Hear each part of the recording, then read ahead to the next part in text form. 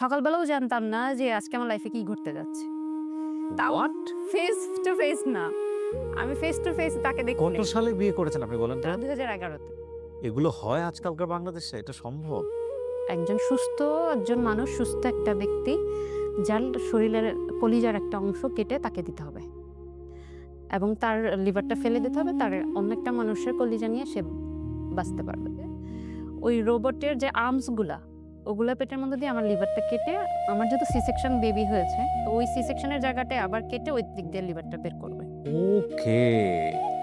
আমাকে নিয়ে যাবে, তো আমাকে বলতেছিল রেডি হওয়ার জন্য, গোসল করার জন্য।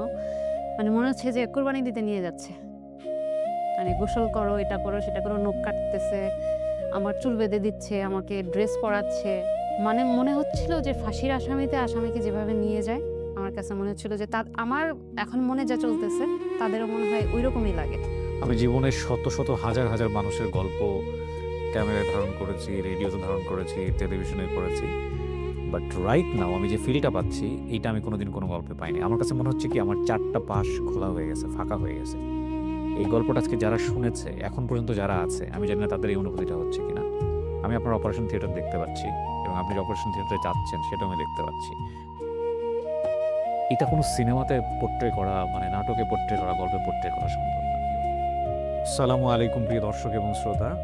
আল্লাহ সর্বাবস্থায় আমাদের সবার মঙ্গল করুন, সবসময়ের মতো সেই দোয়া এবং শুভকামনা জানিয়ে শুরু করছি ব্র্যান্ডিং বাংলাদেশের একটি এপিসোড।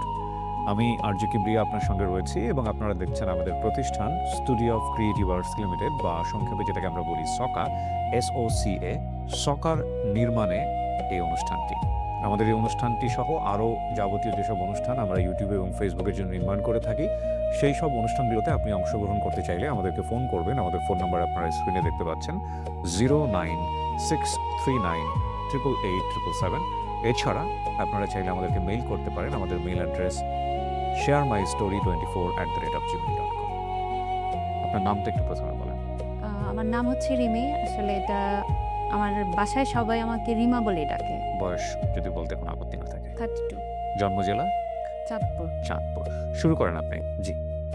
মানে আমার বেড়ে ওঠাটা একদমই গ্রামে, একদম প্রত্যন্ত গ্রাম, যেটা আমরা গ্রাম বলতে যেরকম বুঝি একদমই গ্রামে। মানে ছেলেরা যেমন হাডুডু খেলতেছে, কাবাডি খেলছে, ফুটবল খেলতেছে, ক্রিকেট খেলছে, আমারও সেম। আমি এমন কোনো খেলা নেই যেটা আমি পারি না। ক্রিকেট খেলতে পারি, ফুটবল খেলতে পারি, ব্যাডমিন্টন খেলতে পারি। বাবা কি করতেন? আমার বাবা ব্যবসায়ী ছিলেন। কয় ভাই বোন আপনারা? আমরা 3 ভাই 2 বোন, আমি মেঝো। আচ্ছা, জি। তো এত বেশি চঞ্চল ছিলাম যে আমার কারণে আমার মা সবসময় অতিষ্ঠ থাকতো। মানে মা বলতো যে আমার তো আরো ছেলে মেয়ে আছে, কই ওরা তো কেউ এমন করে না, তুই কেন এরকম হলি? সবাই বলতো, সবাই, যে ওর মধ্যে মেলিপনা নাই, ও কেন এরকম এত দুষ্টুমি করে। দেখ, এভাবেই বড় হয়ে ওঠা। আমি SSC পর্যন্ত গ্রামেই ছিলাম। SSCর পরে আমার ইচ্ছা ছিল যে আমি ঢাকায় এসে পড়াশোনা করব। তো আমার বাবা এটাতে একটুই ছিল, মেয়েকে আসলে বাড়ির বাইরে দিতে চায় নাই। যাক, অনেক কষ্ট করে কান্নাকাটি করে বাবা মাকে ম্যানেজ করে আমি শহরে আসি। কোথায় পড়তেন? আমি সিদ্ধেশ্বরী গার্লসে পড়েছি। তখন থেকেই মোটামুটি আমাকে একটু বিয়ে দেওয়ার জন্য বাবা একটু চেষ্টা করে যাচ্ছিল। ছোটবেলা থেকে একটা ডান পিটে একটা স্বভাব রয়ে গেছে। মানে আমার তখন নিজের মধ্যে একটা ছিল যে না, আমি এত তাড়াতাড়ি বিয়ে করব না, পড়াশোনা শেষ করব, কিছু একটা করব, তারপর বিয়ে করব। কিন্তু আমার বাবা ওই যে একটু অস্থির হয়ে গেছে, মেয়ে না কি জানি কি হয়ে যায়, বাড়ির বাইরে থাকে, কি হচ্ছে না হচ্ছে, একটা টেনশন থাকতো সবসময় আমাকে নিয়ে। ওই দেখতো দেখতো আমার জন্য বিয়ে দেখতো। তারপর দেখা যায় যে কথাবার্তা একটু আগালে, যখন আমার সাথে পাত্রপক্ষ কেউ কথা বলতো কিংবা পাত্র কথা বলতো, আমি উল্টাপাল্টা কথা বলে পাত্রকে বিদায় করে দিতাম। আমি তখন অনার্স সেকেন্ড ইয়ারে। তখন অ্যাজ ইউজুয়াল আমার জন্য যেরকম পাত্র দেখা হয়, এটাও এরকম একটা প্রপোজাল আসলো। তো তখন মেবি একটা হরতাল বা কিছু একটা ছিল সানডেতে। তখন যেহেতু ফ্রাইডে স্যাটারডে বন্ধ, সানডে তো একটা বন্ধ, বাবা আমাকে মানে বাড়ি যেতে বলতেছে। তো আমি বললাম যে 3 দিন বন্ধ আছে, ঠিক আছে যাই। এমনি তো বন্ধ হলে আমি চলেই যেতাম। তখন গেলাম, যাওয়ার পর আমি শুনলাম যে সানডেতে আমাকে একটা পাত্রপক্ষ দেখতে আসবে। তা আমি একটু হতাশই হলাম, কারণ আমি যতবারই ছুটিতে বাড়ি যাই ততবারই কোনো না কোনো একটা জায়গা থেকে আমাকে দেখতে আসে। আপনার কি কেউ পছন্দের কেউ ছিল? না, আমার আসলে পছন্দের কেউ ছিল না। এটাই আমি আসলে ফ্যামিলিকে কাউকে বুঝাইতে পারিনি। সবাই ভাবতো কি যে এত পাত্র দেখাচ্ছি, কেন ও এরকম করে, কেন রাজি হচ্ছে না, নিশ্চয়ই ওর পছন্দের কেউ আছে। আমাকে জিজ্ঞেসও করছে, আমি বলছি না, আমার পছন্দের কেউ নেই। বলে তাহলে সমস্যা কি, তাহলে কেন এমন করতেছো, যদি থেকে থাকে আমাদের বলো, আমরা দেখি, কথা বলি। আসলে আমি বলছি যে না, আমার এরকম কিছু নাই, কিন্তু আমি এখন বিয়ে করতে চাচ্ছি। মানে কেন পছন্দ হতো না আপনার? মানে আমি না ওই সময়টাতে আসলে বিয়ে করতে চাইনি। আমি চেয়েছি অ্যাটলিস্ট আমার অনার্সটা কমপ্লিট হোক, তারপরে আমি বিয়ে করবো। মানে মনের মধ্যে একটা ভয় ছিল হয়তো বা বিয়ের পরে আমি পড়াশোনাটা কন্টিনিউ করতে পারবো না, যার কারণে আমার মনে হয়েছে যে আমি পড়াশোনাটা অ্যাটলিস্ট করি। জি। আমি ক্যারিয়ার গড়ি বা না করি, আমি মানে অ্যাটলিস্ট আমার পড়াশোনাটা একটা পর্যায়ে আমি রেখে বিয়ে করতে চেয়েছি। তারপর আমার ক্যারিয়ার হোক বা না হোক সেখানে আমার কোনো আপত্তি নেই, কিন্তু আমি পড়াশোনাটা কমপ্লিট করতে চেয়েছি। পারফেক্ট। মানে এর মধ্যে আবার আমার বাবা মাও মোটামুটি একটা গ্যাঞ্জাম পাকায় ফেলছে। আমার মা চাচ্ছে না যে এখন এই অবস্থায় বা এখানে বিয়ে দেব, কিন্তু বাবা চাচ্ছে যে না আসুক দেই, মেয়ের বিয়ে দিব। বাবা খুব বেশি অস্থির ছিল বিয়ে দেওয়ার জন্য। তো মা আমাকে বলতেছে সকালে তোকে নিয়ে আমি চলে যাবো। মানে বাবা মা দুইজনে ঝগড়া লেগে গেছে, মা বিয়ে দিবে না কিন্তু বাবা দিবে। আমার বাবা চাচ্ছে পাত্রপক্ষ দেখতে আসুক, কিন্তু মা বলতেছে যে আমি সকালেই তোকে নিয়ে চলে যাব। বা আমাকে বলতেছে তুই চলে যা, তুই কেন আসলি? মানে এখন আমি কার কথা শুনবো, মারটা শুনবো না বাবারটা শুনবো? আমি পড়ে গেছি মাঝখানে। মানে আমিও একটু কান্নাকাটি করেছি। তো মা বলছে আচ্ছা দেখতে আসলে কি বিয়ে হয়ে যায় নাকি? দেখতে আসলে কি বিয়ে হয়ে গেছে? আসুক, হ্যাঁ পাত্রপক্ষ দেখতে চাচ্ছে আসুক, দেখুক। সকালবেলাও জানতাম না যে আজকে আমার লাইফে কি ঘটতে যাচ্ছে। তারপর যথারীতি দুপুরবেলা পাত্রপক্ষ আসছে, দেখছে। দেখার পরে তারা আসলে তখন কাবিন করে ফেলতে চাচ্ছিল দেখার পরে। তখন তো এটা শুনে আমি আরো কান্নাকাটি। মানে কি বলবো? আপনি পাত্রকে দেখলেন ওই সময়টাতে যখন আমি তাকাইনি। আমি আসলেই তাকাইনি। সবার মাঝখানে যেমন আমাকে নিয়েছে, আমি একদম মাথা নিচু করে বসেছিলাম। মানে আমি তো কোনো এমনি কৌতূহলই হয় নাই আপনার? না, আমি তো এমনি আমার মন খারাপ যে আমাকে দেখতে আসছে এভাবে। আমি তো এই জিনিসটা চাচ্ছিলামই না।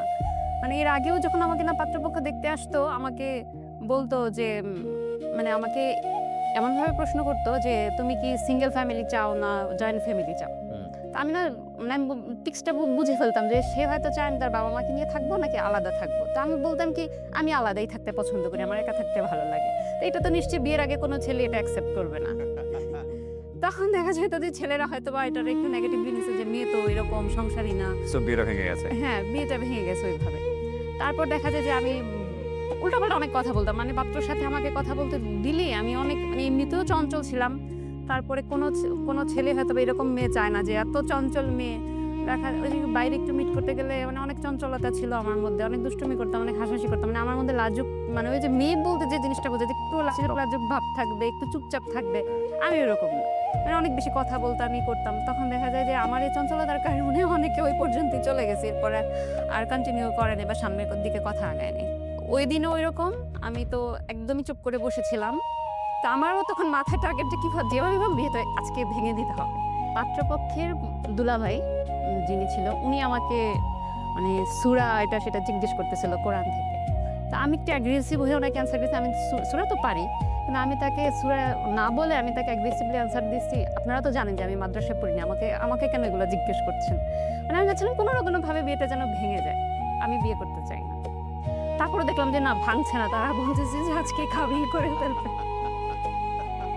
বিয়ে ভাঙছে না, হ্যাঁ। তারপরে আমি এত মুড খারাপ করেছিলাম। তারপরেও তারা যেন কেন কিছু বুঝলো না। কেন বুঝলো না যে আমি চাচ্ছি না বা কিছু। তারপরে আশায় ছিলাম যে হয়তোবা পাত্রপক্ষ আমার সাথে কথা বলবে বা পাত্র আমার সাথে নিজে কথা বলবে, সেটার আশায় ছিলাম। কিন্তু যখন দেখলাম যে আসলে ওইরকম কিছু না, তখন আমি নিজে থেকেই বলছি। কাকে যেন বলছিলাম আমার মনে নেই এই মুহূর্তে। কাউকে, আমার ফ্যামিলির কাউকে একজনকে আমি বলেছিলাম যে আমি ছেলের সাথে কথা বলতে চাই। তখন আমাকে বলছিল যে খায়া দেওয়ার কাজ নাই, আবার বিয়েটা ভাঙার যে। আপনার বাবা মাও বুঝে গেছে। হ্যাঁ, কারণ আমি এর আগে অনেকগুলো এরকম করেছি তো। তো যাই হোক তখন বিয়েটা ওইদিন আমার বিয়ে হয়ে গেল। আপনি ছেলেকে দেখলেন কখন? আমি ছেলেকে দেখেছি সত্যি বলতে বিয়ের পরের দিন। তাও হোয়াট? ফেস টু ফেস না। আমি ফেস টু ফেস তাকে কত দেখিনি। সালে বিয়ে করেছেন আপনি বলেন তো? 2011 তে। এগুলো হয় আজকালকার বাংলাদেশে? এটা সম্ভব? আমি তাও ফেস টু ফেস না। আমি তাকে কিভাবে দেখেছি মানে আমি আর সে পাশাপাশি বসে আছি। সে আমার পাশে বসা। তখন আমার ভাগ্নি এসে ফোনে একটা ছবি তুলছে আমাদের দুজনকে। তারপরে যখন আমি উঠে যেয়ে ছবিটা দেখছি, তখন আমি মোবাইলে আমাদের ছবি দেখছি। আল্লাহ!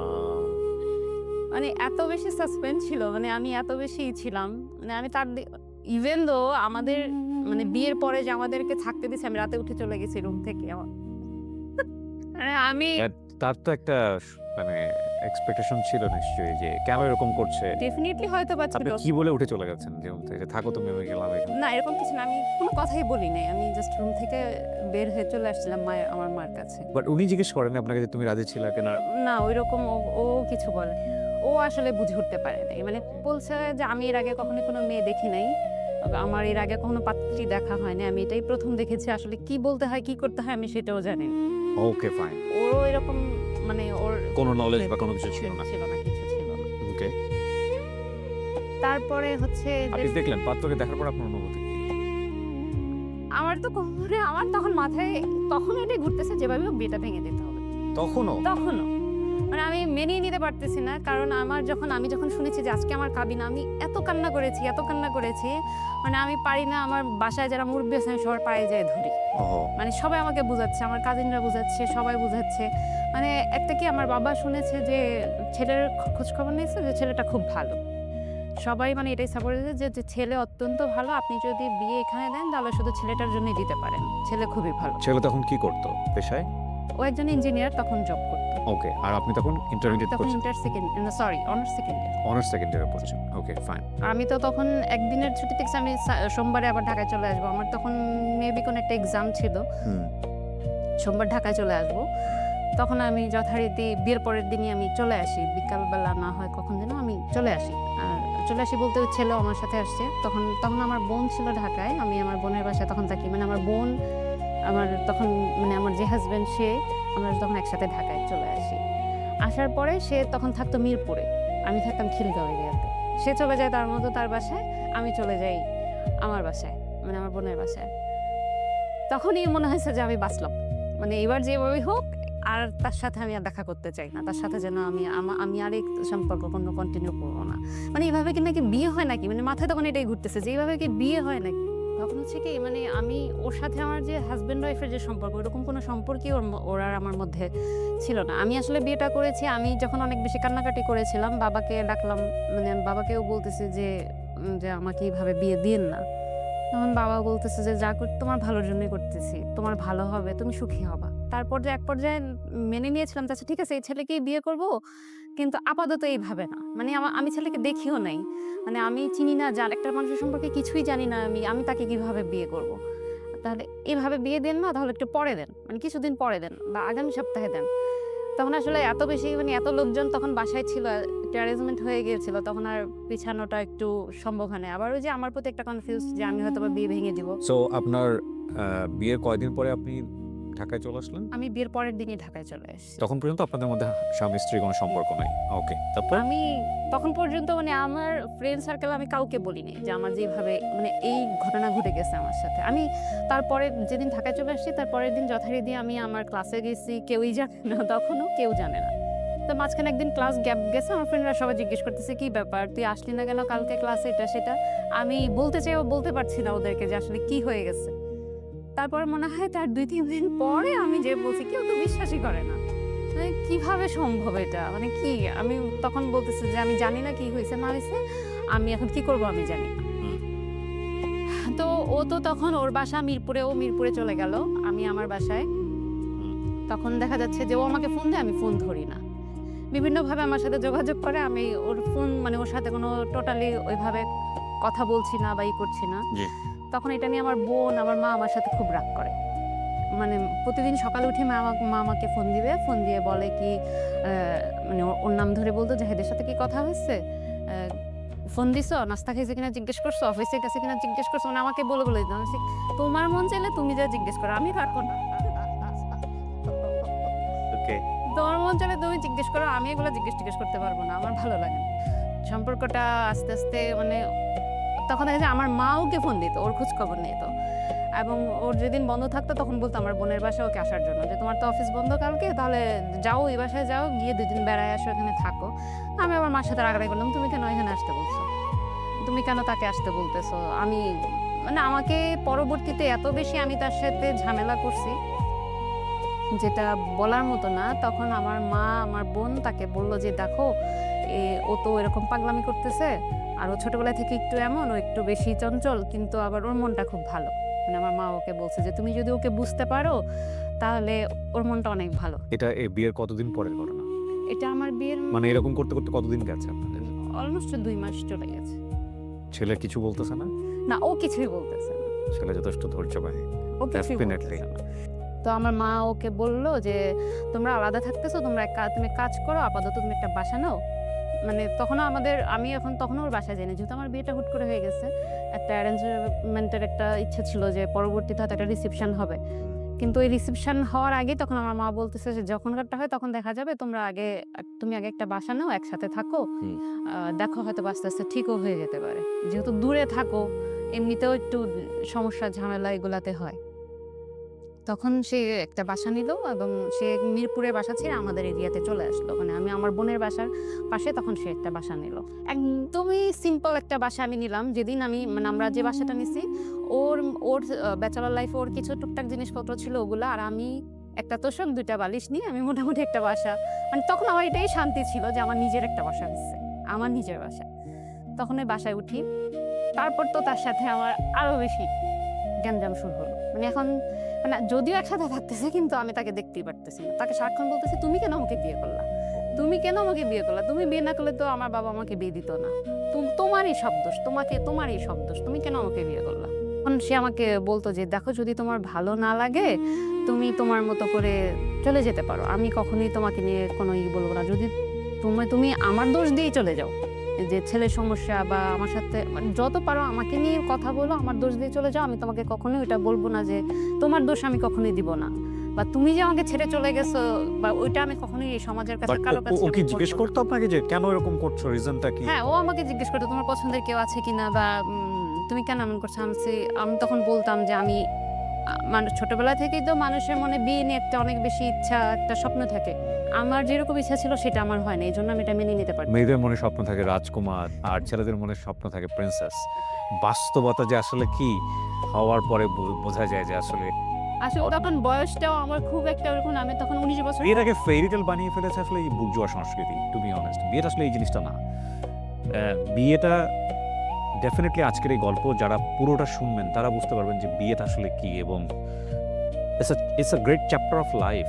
এটা সম্পর্কে জেনে শুনেই সিদ্ধান্ত নেওয়া উচিত, এটাকে ফেরিটেলের জায়গা থেকে সিদ্ধান্ত নেওয়া উচিত না। বহুবার বলেছি আমি বহু অনুষ্ঠানে, ডেফিনেটলি। তারপর তখন ও আমাকে বললো যে তোমার যদি ভালো না লাগে তাহলে তুমি তোমার মতো করে তুমি চলে যেতে পারো, কিন্তু আমি তোমাকে কখনোই ছাড়তে পারবো না। তো আমি আবার ওকে বলতাম, তুমি ছাড়ো আমাকে, তুই ছাড়বি, তুই কেন ছাড়বি না, তুই ছাড়, আমি ছাড়। তুমি জেগে তুই না, মানে রাগ উঠলে এরকমই করতাম যে আমি যদি ছেড়ে দিই আমার বাবা মা আমাকে জায়গা দিবে না, বললেন, তুই ছাড়তে হবে, তুই আমাকে ছেড়ে দে, তাহলে আমি বাঁচি, তুই আমাকে ছেড়ে দে। তখন বল, আমি এই কাজটা কখনোই করতে পারবো না, আমি তোমাকে কখনোই ছাড়তে পারবো না, তোমার যদি ভালো না লাগে তুমি চলে যাও, আমার যত দোষ আছে সব বলো, এগুলা বলে তুমি চলে যাও। কিন্তু আবার তখন আমার মাথায় কাজ করতো, আচ্ছা আমি যদি ছেড়ে চলে যাই আমার বাবা মা তো আমাকে জায়গা দিবে না, আমি যাবো কোথায়। বাসায় কি রান্না বাড়া করতেন ওই সময়টাতে? না, আমি তখন রান্না বাড়া খুব একটা আমি পারি না। তাহলে এমন আমার বোনের বাসা কাছে ছিল, আমার বোন রান্না করে করে বক্সে করে পাঠিয়ে দিত। বাট আমার ফ্যামিলি ইনফর্ম ছিল যে আপনাদের সংসার এরকম চলতেছে, এইভাবে ঝামেলা চলতেছে। ওর ফ্যামিলিতে স্টিল হয়তো আজকে আমার ভিডিও দেখলে হয়তো জানতে পারবে, এখন পর্যন্ত কেউ জানে না ওর সাথে যে আমার ইনিশিয়ালি কি ছিল? জি ইনিশিয়ালি এগুলো ছিল তখন না, তো কেউ জানে না বলে। কেউ জানে না। আর আপনার ফ্যামিলিতে?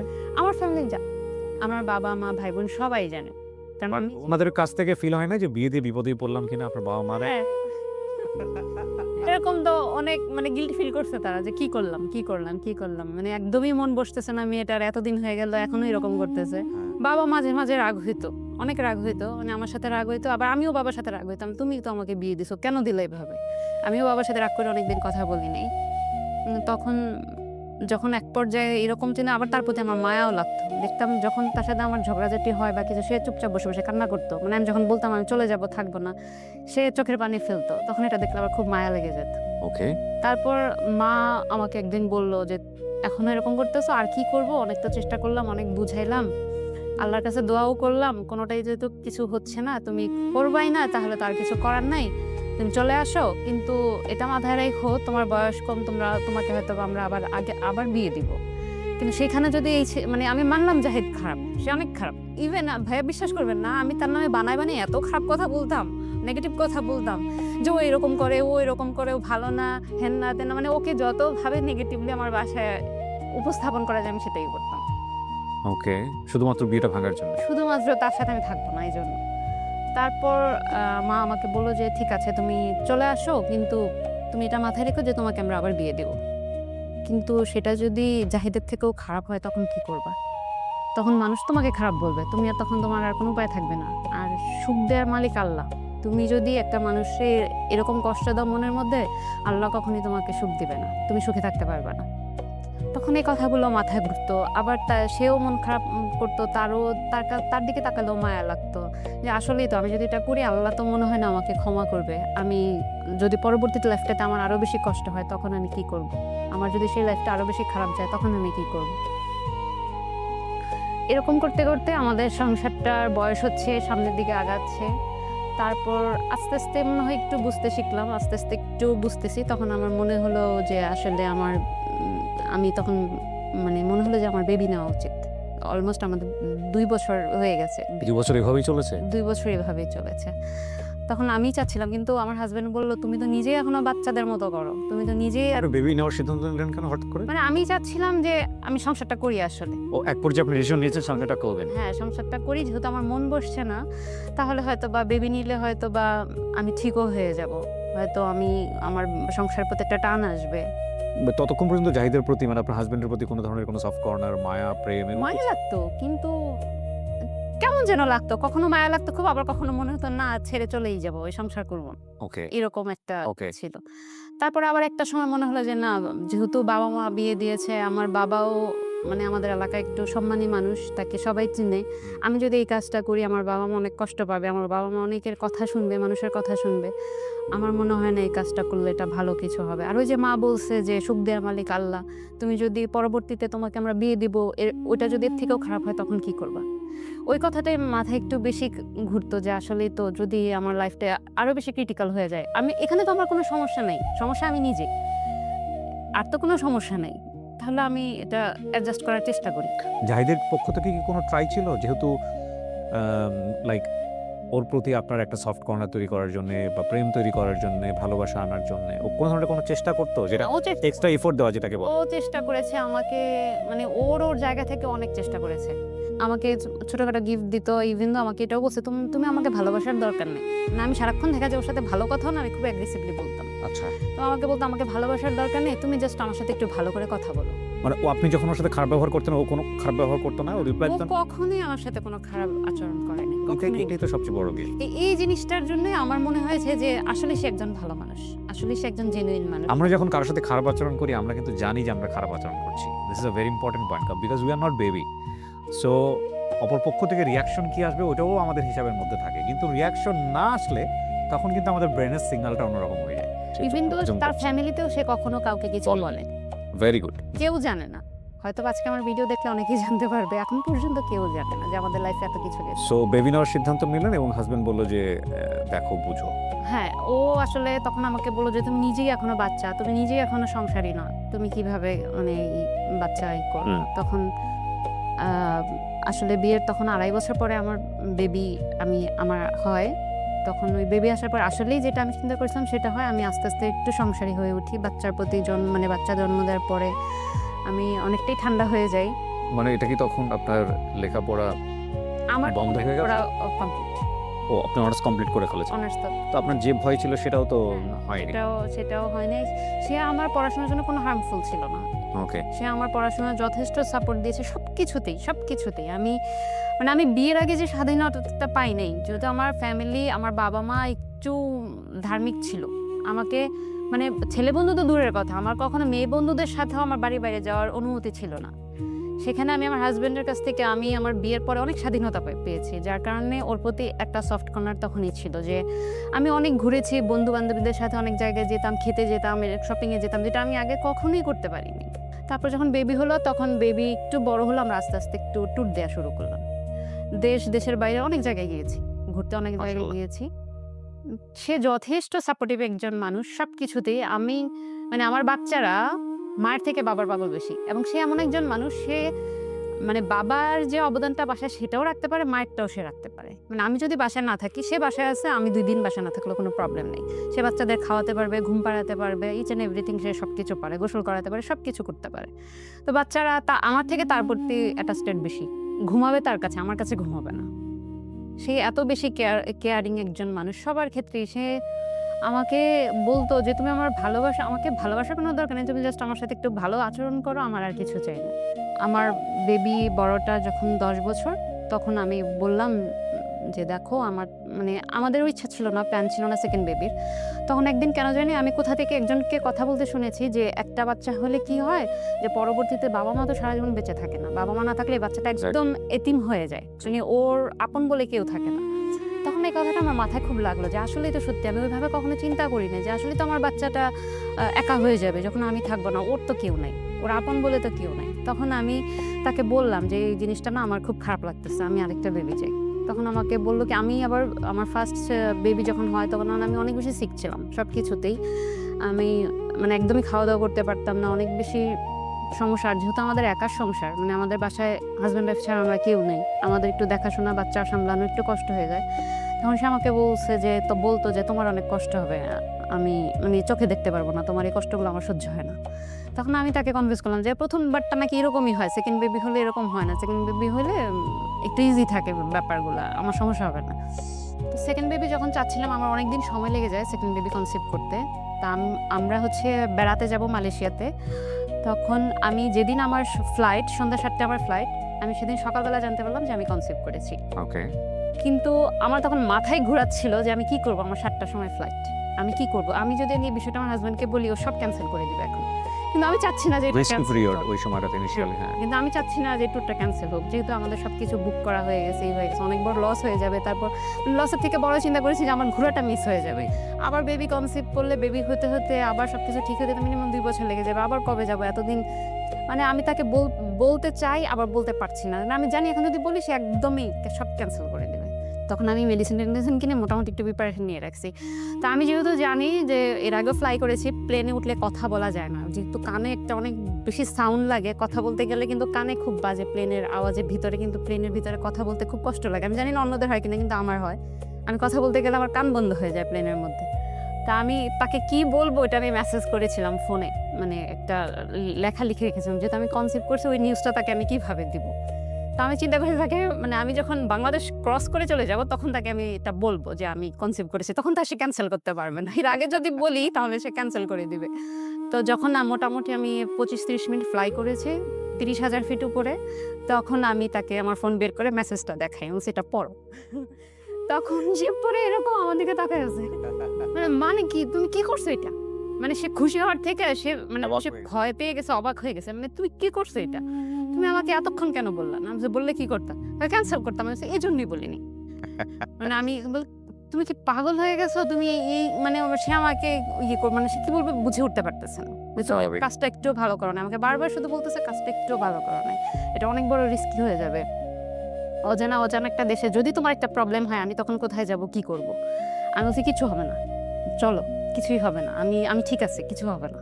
তখন যাক এইভাবে বলে আসলেই আল্লাহর রহমত ছিল, কিছু হয় না। আমরা ভালোভাবে 15 দিন ঘুরে টুরে তারপর দেশে আসি। আসার পরে তার কিছুদিন পর থেকে আস্তে আস্তে আমার হাজবেন্ড একটু অসুস্থতা ফিল করে, মানে ওর শারীরিক একটু দুর্বল। অসুস্থতা ফিল করার কথা আপনার ফিল করতেছে আপনার? হ্যাঁ এক্স্যাক্টলি, ও আমাকে এই কথাটাই বললো যে প্রেগনেন্ট তুমি, কিন্তু মনে হচ্ছে যেন আমি, ওকে। মানে যেহেতু আমি কনসিভ করি, আমার আস্তে আস্তে বেবি বড় হচ্ছে, আমার পেট বড় আপনার হচ্ছে ফার্স্ট বেবির সাথে সেকেন্ড বেবির গ্যাপ কত? 10 বছর। ও ওকে। তখন মানে পেট বড় হবে আমার, কিন্তু পেট বড় হয়ে যাচ্ছে ওর। ওকে। মানে ও আমাকে এটা বলতেছে যে কি ব্যাপার, মানে দুষ্টুমি করতেছে আমার সাথে যে প্রেগনেন্ট হবে, কিন্তু মনে হচ্ছে যেন আমি, মানে ও ভাবতেছে যে ওর হয়তো বা বুড়ি বেড়ে যাচ্ছে। আমাকে বলতেছে, হ্যাঁ আমাকে বলতেছে তুমি আমাকে খাবার দাবার কমাই দিবে তো, ইদানিং খুব অস্বস্তি লাগে, হাঁসফাঁস লাগে, কেমন যেন লাগে, ভালো লাগে না, আমি মনে হয় একটু বেশি খাওয়া দাওয়া করতেছি। তখন তো আমি আমার নিজের দিকেই করে কুল পাই না, আমার নিজেরই শরীর ভালো লাগে না, আমি আর তার দিকে অত কেয়ার করি নাই। সে দেখা যায় সে তখন অফিসটাও খুব একটা বেশি সাপোর্ট দিতে পারছে না, সে অনেক বেশি উইক হয়ে যাচ্ছে, তার খুব খারাপ লাগে, সে দুর্বলতা ফিল করতেছে, আর প্রায় সময় হুটহাট জ্বর আসতেছে। ওকে। তো আমিও না তখন ওইভাবে আসলে কেয়ার করিনি যে হয়তো বা সিজন চেঞ্জ হচ্ছে, বাট সেটা নানানভাবে আমি তখন নিজের প্রতি, আমি তখন প্রেগনেন্ট, আমি ওর প্রতি ওইভাবে খেয়াল করতে পারিনি। তারপরে কি হয়, কদরের রাত রমজান মাসে আমি খেয়াল করলাম যে তার পাটা একটু ফুলা লাগছে আমার কাছে। এতদিন সে বলতেছে যে তার পেট ফুলা লাগতেছে। তো আমি দেখলাম যে তার পা ফুলা লাগতেছে আমার কাছে। তো আমি ওর পায়ের মধ্যে একটু চাপ দিলাম, দেখলাম আমার আঙ্গুল চলে যাচ্ছে, মানে দেবে যাচ্ছে, যেটা প্রেগনেন্ট মহিলাদের ক্ষেত্রে হয়, পায়ে চনি চলে আসে। আমি বললাম কি ব্যাপার, যেটা আমার হওয়ার কথা সেটা তোমার কেন হচ্ছে। তখন আমাকে বলতেছে যে জানি না ইফতারের পরে পা ঝুলায় যে শুয়েছিলাম, মনে হয় ওই কারণে এরকম কিছু। এটা কেমন কথা, মানে পা ঝুলায় শুয়ে থাকলে পায়ের মধ্যে এরকম পানি চলে আসবে? তো আমিও আর ওইটাকে সিরিয়াসলি নিই নেই। যে তারপরের দিন আমরা গ্রামে চলে যাই ঈদের জন্য। ঈদ করতে গ্রামে চলে যাই। গ্রামে যাওয়ার পরে আমার মা, আমার ভাই ওরা মানে ওকে দেখেই একটু সন্দেহ করতেছে, কি ব্যাপার ও এরকম শুকায় গেছে কেন? আমি বলছি রোজা রাখতেছে তো শুকাবেই। বলছে না এরকম তো আগে কখনো হয়নি, একদম গাল টাল ভেঙে যাচ্ছে, শরীর পুরা ভেঙে যাচ্ছে, কেমন যেন দেখা যাচ্ছে, আবার ওর পাটা ফুলে আছে। আমার মা আমার সাথে রাগ করতেছে, তুমি এই অবস্থায় কেন আসলা বাড়িতে? এই অবস্থায় কেন আসলা? ওকে ডাক্তার না দেখায় কেন তুমি বাড়িতে আসলা? তো আমিও আসলে তখন তাদের সবার এত সিরিয়াসনেস দেখে আমি একটু টেনশনে পড়ে গেলাম যে আসলে সামথিং রং, মানে কিছু একটা মনে হয় হচ্ছে। না হলে সবাই এত বেশি সিরিয়াস হচ্ছে। আর সে আমার মানে এর মাঝখানে একটা কথা বলি, আমার বাসায় আমার থেকে সবার পছন্দের ছিল সে। মানে কোন একটা কিছু নিয়ে বললে আমাকে বলতো কি, হ্যাঁ হয়েছে আমরা জানি তুমি কেমন। না কখনোই আমার কমপ্লেন তারা শুনে নেই, তারা এত বেশি তাকে পছন্দ করতো সবাই। তারপর আমি আমার বাড়িতে ছিলাম, ও ওদের বাড়িতে চলে গেল ঈদের আগের দিন। আম, তখন ওদের বাড়ি থেকে আমার ফোন আসলো, মানে আমার যা আমাকে ফোন দিচ্ছে যে জাহিদের এই অবস্থা, তুমি ডাক্তার না দেখায় কেন আসলা? তখন আমি জানি না যে ওর যে বাড়িতে যে আরো বেশি অবস্থা খারাপ হয়ে গেছে। ওর তখন লুজ মোশন শুরু হয়ে গেছে এবং সে বিছানায় পড়া এবং শরীর আরো বেশি ফুলে যাচ্ছে সব কিছুতে। তখন আমাকে ভাবি বলতেছে যে এই অবস্থা, তুমি ডাক্তার না দেখায় কেন আসলা? তা আমি বলতেছি ভাবি আমি তো এরকম কিছু বুঝি নাই, আচ্ছা দেখি তোর ঈদ শেষ হলে তাহলে তাড়াতাড়ি চলে যাবো ঢাকায়। তো রমজান মাস ঈদ শেষ হলেও তো সবকিছু আবার ওপেন হতে হতে 1 সপ্তাহ 10 দিন লেগে যায় সবকিছু মিলায়। তখন আমরা ঢাকায় আসলাম ঈদের কিছুদিন পরে। আসার পরে ওরই পরিচিত একজন ডাক্তার আছে, উনি হচ্ছে মেডিসিনের ডাক্তার। ওনার কাছে গেল। উনি ওকে দেখে হয়তো বা বুঝে ফেলছে মানে কি হতে পারে। তো উনি ওরে কিডনি আর লিভারের কিছু টেস্ট দিল। তো দেখা গেলো যে ওর কিডনি টেস্টগুলো সব ভালো আছে, সব অনেকগুলোই টেস্ট দিয়েছে, তেমন সবগুলোই ভালো ছিল, কিন্তু লিভারের যে টেস্টটা ওটা তখন উনি বলে নাই। উনি ওকে বলছে যে তুমি পিজিতে হ্যাপাটোলজিস্ট ডিপার্টমেন্টে তুমি এই ডাক্তার দেখাও। ডাক্তার সাজেস্ট করে দিল যে এই ডাক্তারের কাছে যাও। তো পিজিতে অনেক দিনই আসলো, টেস্ট করলো, অনেক দিন লেগে গেছে ওর রোগটা ফাইন্ড আউট করতে। অনেক টেস্ট ছিল, ডিএনএ টেস্ট, মানে লিভারের অনেক ফাংশন, অনেক কিছু টেস্ট করতে এগুলো রেজাল্ট আসতে অনেক দিন লেগে গেছে। 10-15 দিন পরে আমরা জানলাম যে আসলে ওর লিভারে প্রবলেম হয়েছে, যেটা লিভার সিরোসিস, এবং যেটা হয়েছে ওর হেপাটাইটিস বি ভাইরাস থেকে। এবং এটা বলা চলে এটা ওদের ফ্যামিলিগতই। মানে তখন তো মানে মাথায় আকাশ ভেঙে পড়াটা কি জিনিস, যেটা ছোটবেলা থেকে শুনে আসছি ওইভাবে ফিল করিনি। তখন আসলে আমার মাথায় আকাশটাই ভেঙে পড়েছে। তখন ওর বয়স কত যখন এটা ধরা পড়লো? আমার হাজবেন্ডের হ্যাঁ ওই সময় 40। 40-এ গিয়ে এটা ধরা পড়েছে। ওকে, তারপর? তখন আমার মাথায় আসলে আকাশটাই ভেঙে পড়লো, কারণ আমি তখন প্রেগনেন্ট 6 মান্থ। খুব স্বাভাবিক।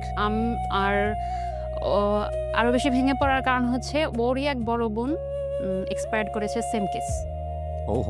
Same case. এবং ওই আপা উনি আমার বিয়ের আগেই মারা গেছে। উনি হচ্ছে 1 মাস সার্ভাইভ করেছে ও রোগ ফাইন্ড আউট করার পরে। 1 মাসের মধ্যে উনি এক্সপায়ার্ড হয়ে গেছে, যার কারণে আসলে আমার মাথায় তখন আকাশটাই ভেঙে পড়ছিল। আমি ঠিকমতো ঘুম নাই, কিছু নাই, এবং ওকে আমি কখনো বুঝতে দিতাম না যে আমি যে এত বেশি চিন্তা করছি বা এত কিছু করছি। এবং সারাটা রাত আমি নানান জায়গায় শুধু ঘাটাঘাটি করতাম যে এই রোগটা কেন হয়, এটা ট্রিটমেন্ট কি, এটা কি হচ্ছে। বিভিন্ন জায়গায় আর্টিকেলস, অনেক কিছু, অনেক পড়াশোনা করেছি আমি এটা নিয়ে। মানে আমি তাকে দেখতেও দিতাম না, সে ঘুমাচ্ছে, আমি প্রেগনেন্ট অবস্থায় সারা রাত বসে এগুলো নিয়ে ঘাটাঘাটি করছি যে আসলে এটা ট্রিটমেন্ট কি। আমি যদিও তখন পর্যন্ত জানি এটার আসলে তেমন কোনো ট্রিটমেন্ট নেই। কত সালের গল্প এটা? এটা 2023, মাত্র 2 বছর আগের। তখন আমি জানি যে এটার কোনো ট্রিটমেন্ট ওই অর্থে নাই, এবং সেটা আমাদের বাংলাদেশে আসলেই নাই। আমাদের দেশে এখন পর্যন্ত লিভারের মানে ফাইনাল কোনো ট্রিটমেন্ট নেই, না শুধু মেডিসিনের উপরই আমাদের দেশে চলে এখন পর্যন্ত। তো যেহেতু এটা কিউরেবল না, এবং মেডিসিনেও যে আপনি ভালো থাকতে পারবেন সেটাও না, এটা যে কোনো সময় মেডিসিনেও, অনেক সময় মেডিসিন মানে কি যতদিন বেঁচে আছে জাস্ট মেডিসিনটা খেয়ে যেতে হবে, কিন্তু এটা যে কোনো সময় যে কোনো দুর্ঘটনা ঘটে যেতে পারে। এবং এই লিভার সিরোসিসের কারণে শরীরে বিভিন্ন ভেনগুলা অকেজো হয়ে যায় আস্তে আস্তে, এবং কিডনির উপর এফেক্ট করে, কিডনি ড্যামেজ হয়ে যায় বিভিন্ন আস্তে আস্তে, মানে একটা পর্যায়ে খারাপের দিকে চলে যায়। এবং সিরোসিসটা একটা সময় টিউমার থেকে ক্যান্সার হয়ে যায়, এবং এগুলো খুব দ্রুত হয়ে যায়। তখন আমার মাথায় শুধু কাজ করতেছিল যে আচ্ছা যা হয়েছে, কিন্তু এটা সমাধান কি। আমি শুধু সমাধান খুঁজতাম, যা হয়েছে, কেন হয়েছে, কি হয়েছে সেটা আমি যাব না, কিন্তু এটা আমার সমাধান করতে হবে। এটা সমাধান কি, এটা কিভাবে করা যায়, কোথায় আছে এটা সমাধান। শুধু ঘাটাঘাটি করছে, অনেক কিছু জেনেছি। তখন মানে আমার তখন এমন লাগতো যে আমার 6 মাসের বাচ্চা এটা কবে হবে, মানে আমি কবে রিলিজ পাবো, মানে আমি রিলিজ পেলে হয়তো বা আমি অনেক মানে কিছু একটা করতে পারবো। আমি নিজেই তখন ঘরবন্দি হয়েছি, আমি কোথাও যেতে পারছি না, কিছু করতে পারছি না। তখন আমার বাবা আমাকে বলছে, তুমি ভেঙে পড়ো না, নিশ্চয়ই কোনো না কোনো সমাধান আছে, তুমি জামাইকে বলো ইন্ডিয়ার ভিসা করতে বলো, ইন্ডিয়াতে যেতে বলো, ওখানে গিয়ে দেখো কি হয়। তো আমার তখন তো ওর সাথে যাওয়ার মতো কেউ নাই, তখন আমার বাবাই ওকে নিয়ে যায় ইন্ডিয়াতে। আমার বাবা আর ও যায় ইন্ডিয়াতে। তখন আমি মেবি 7 মানে প্রেগনেন্ট। ওখানে ডাক্তার দেখাতে তো ওনারা বললো যে এটা আসলে প্রাইমারি স্টেজে আছে, তবে এটার ট্রিটমেন্ট একটাই, লিভার ট্রান্সপ্লান্ট করতে হবে। মানে একজন মানুষ, সুস্থ একটা ব্যক্তি, যার শরীরের কলিজার একটা অংশ কেটে তাকে দিতে হবে এবং তার লিভারটা ফেলে দিতে হবে, তার অন্য একটা মানুষের কলিজা নিয়ে সে বাঁচতে পারবে। তখন আসলে কি করব বুঝে উঠতে পারতেছিলাম না, কিন্তু আমার মাথায় তখন এটাই কাজ করতেছে, আচ্ছা ঠিক আছে, এটা করলে, এটা যেহেতু সমাধান, এটাই করতে হবে।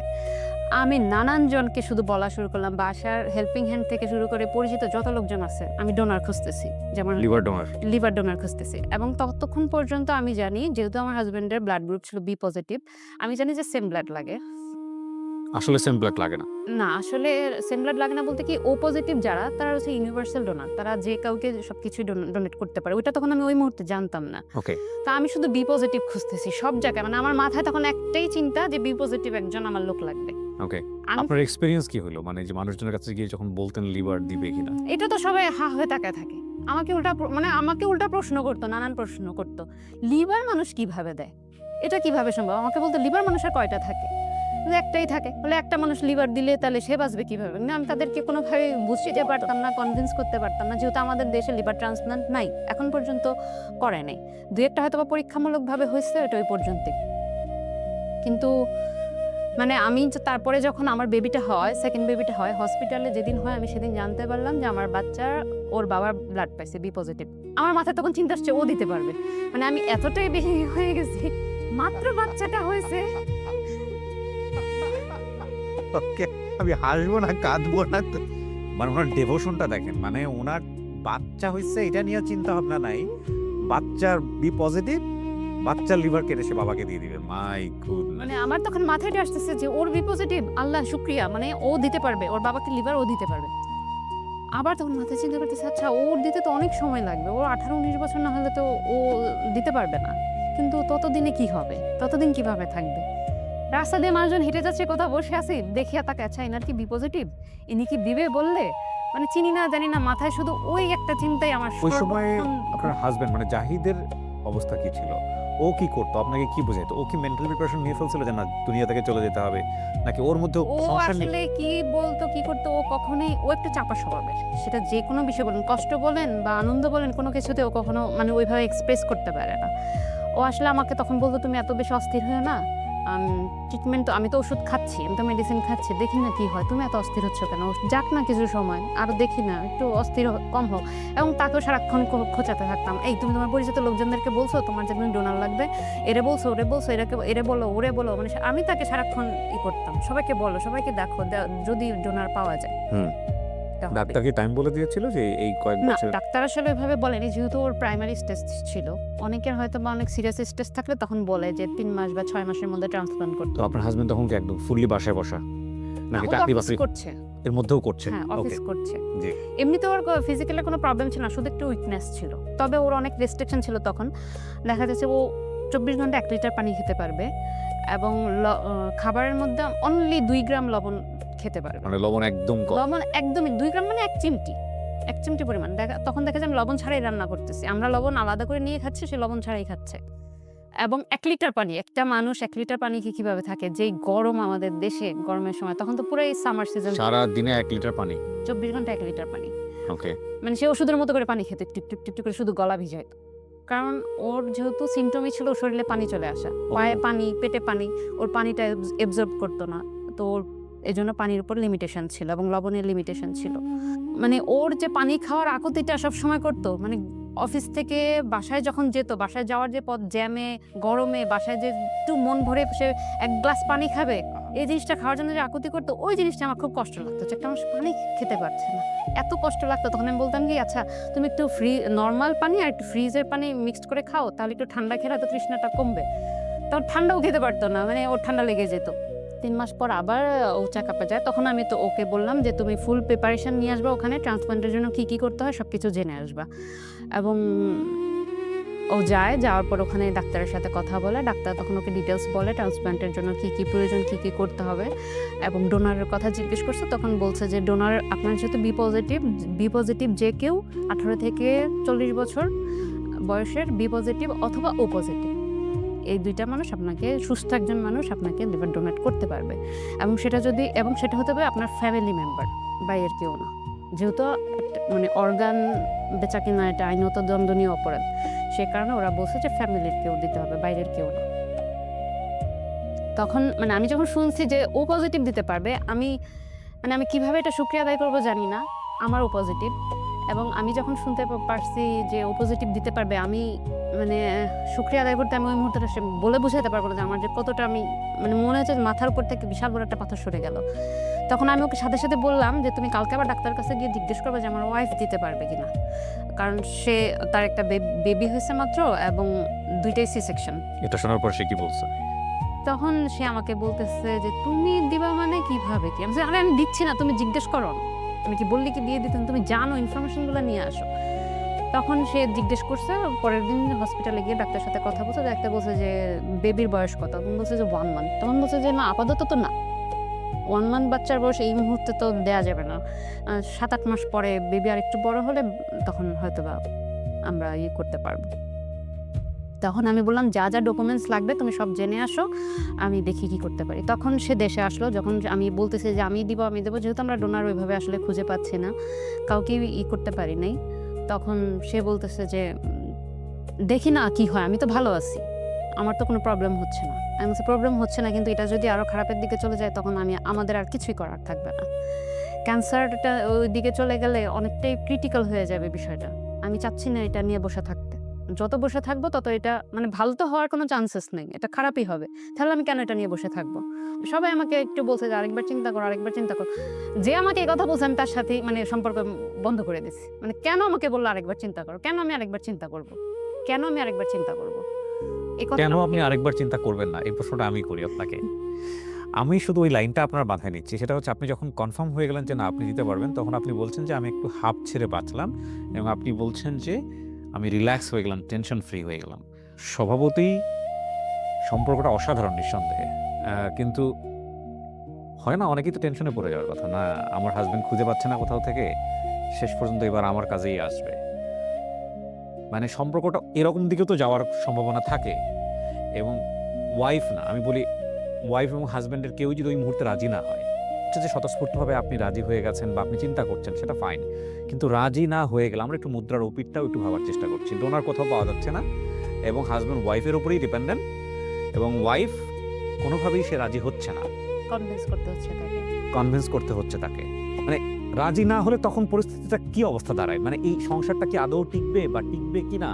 আর রাজি যে হচ্ছে না সেটার পেছনে তো অনেক বেশি যুক্তি থাকতে পারে, সে ভয় পেতে পারে।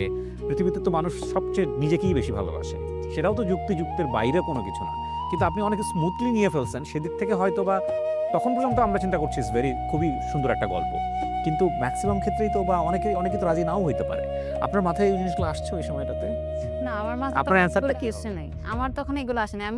আমার যেহেতু ছোট ছোট বাচ্চা, আমি চাইনি ওদের লাইফটা নষ্ট হয়ে যায়।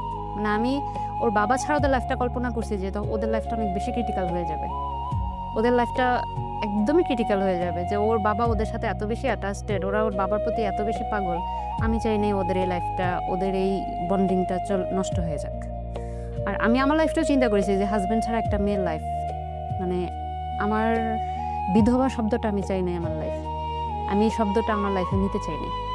আমিও চাই না আমার বাচ্চারা মানে বাবা মা নাই এই শব্দটা নিয়ে বাঁচুক, যার কারণে আমি অন্য আর কোনো কিছুই চিন্তা করি নাই, কোনো কিছুই ভাবি নাই, কোনো কিছুই মাথায় আসে নাই।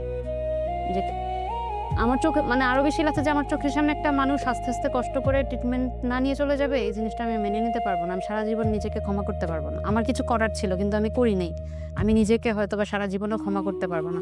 তখন আফসোস করলেও কোনো লাভ হবে না, আফসোস করেও আমার আর কোনো কিছুই ঠিক হবে না। তারপর তখন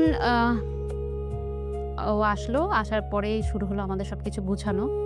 তখন মেবি মার্চ মাস ছিল 2024 সালের। ও তারপরে যখন আবার চেকআপের থেকে আসলো, তখন আসলে অনেক বেশি আইনি প্রসেস ছিল।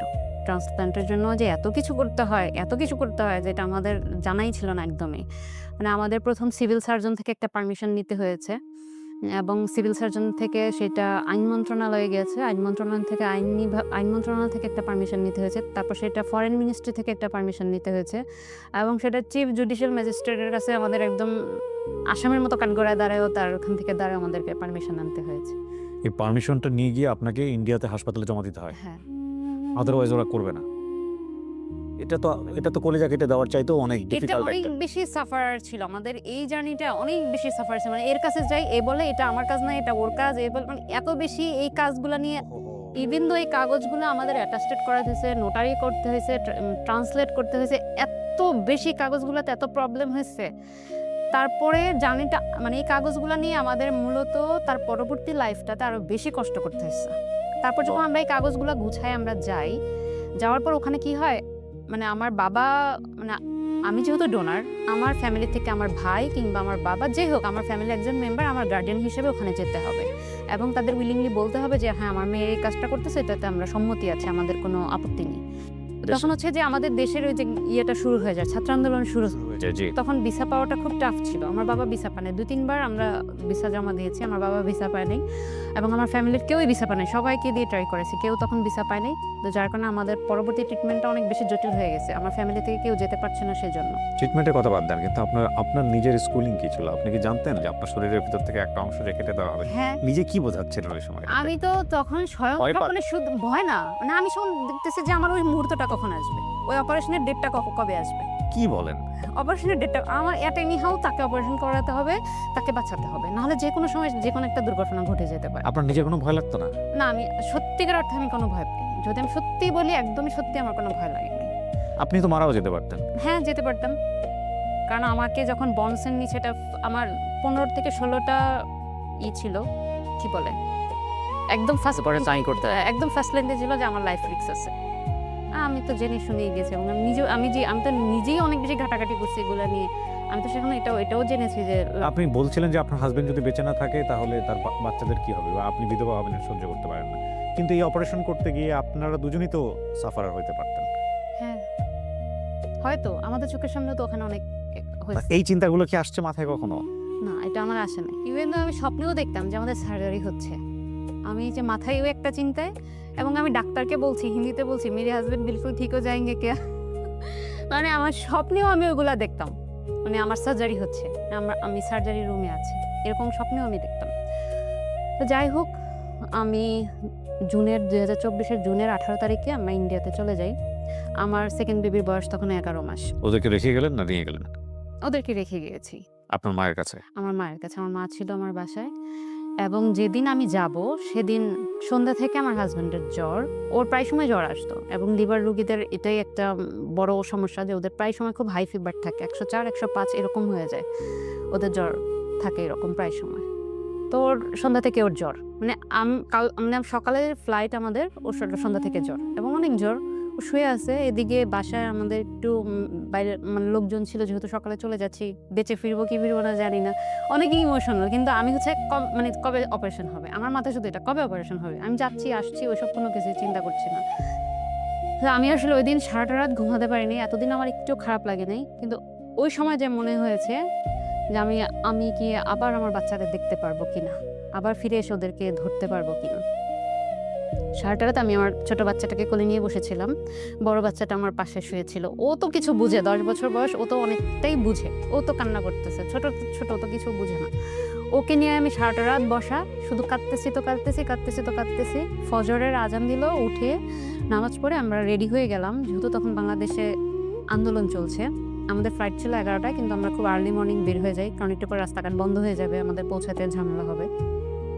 তো আমি তখন বাচ্চাটাকে যখন আমি দেই, আমি গাড়িতে উঠবো, আমার মনে হয় যে আমি ওখানেই নেই, কলিজা তো তখনই কেটে ফেলেছি। মানে আমার তখন এরকম লাগছে যে আমার কোলের বাচ্চা, আমার দুধের শিশু আমি রেখে চলে যাচ্ছি। আমি জানি না আবার ফিরে আসতে পারবো কিনা, আমি জানি না ওদের ভাগ্যে কি আছে, আমি জানি না আমার কি হবে, ওদের কি হবে, আমি আর ফিরে আসতে পারবো কিনা জানি না।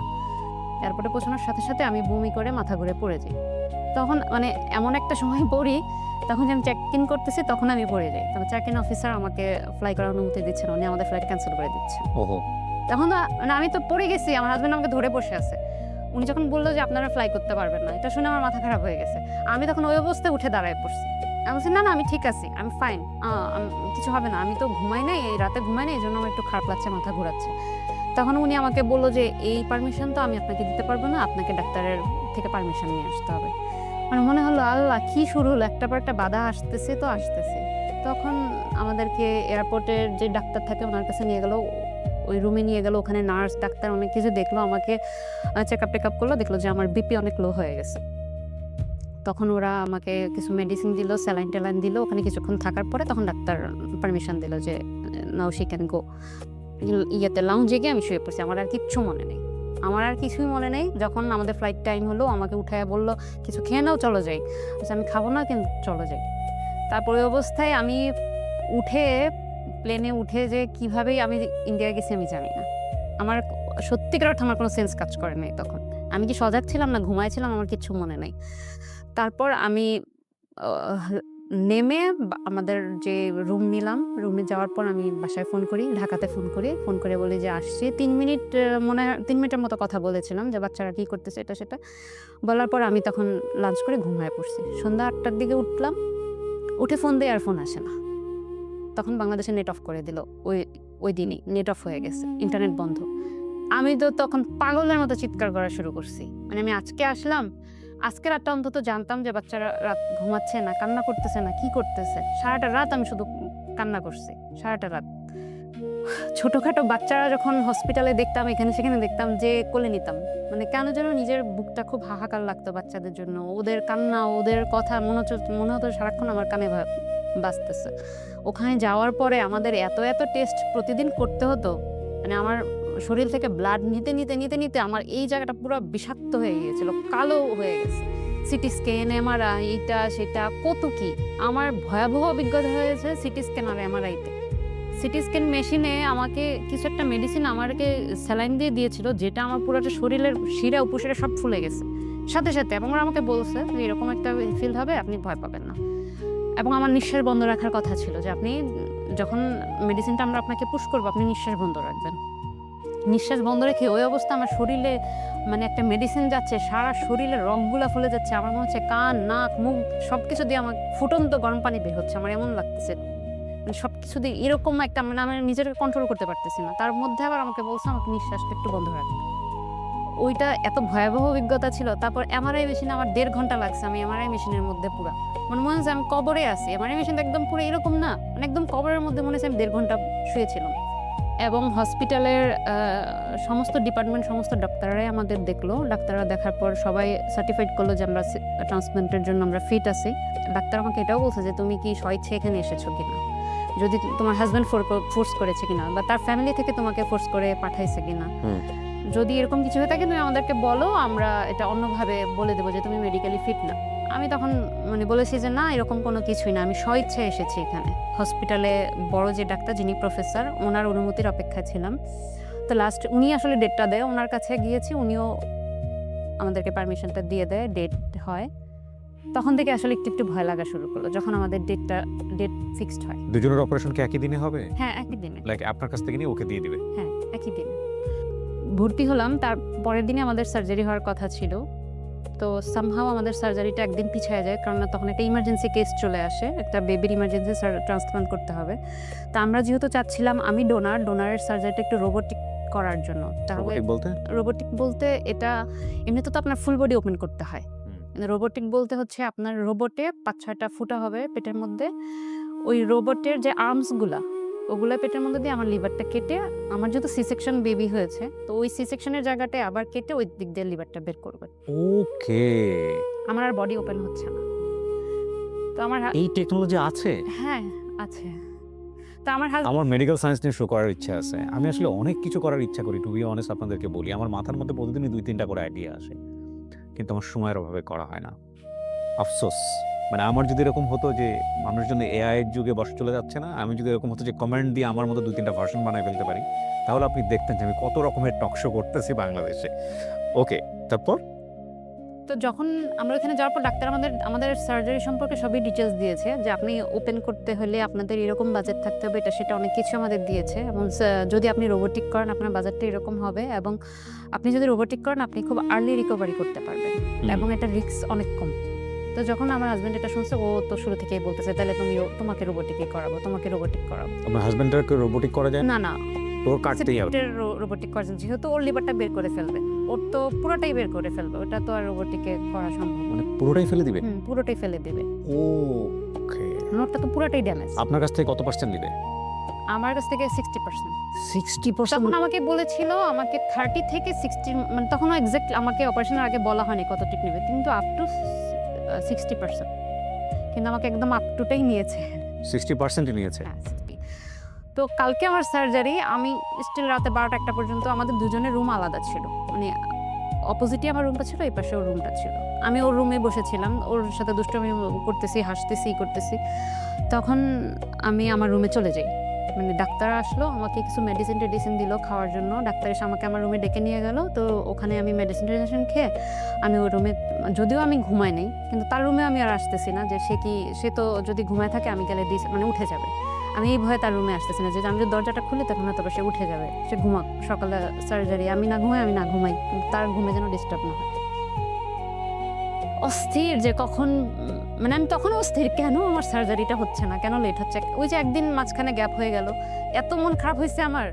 তার 2 দিন আগে আমি শুনেছি একটা পেশেন্ট অ্যাডমিট হয়েছে, সকালে ওনার সার্জারি হবে, উনি রাতে মারা গেছে। বিকালে অ্যাডমিট হয়েছে, রাতে পেশেন্টটা মারা গেছে হসপিটালে, সকালে ওনার সার্জারি হওয়ার কথা ছিল। এত ভয় লাগতো এগুলো দেখে মনের মধ্যে। আবার তার মধ্যে আমাদের একদিন পিছিয়ে গেছে।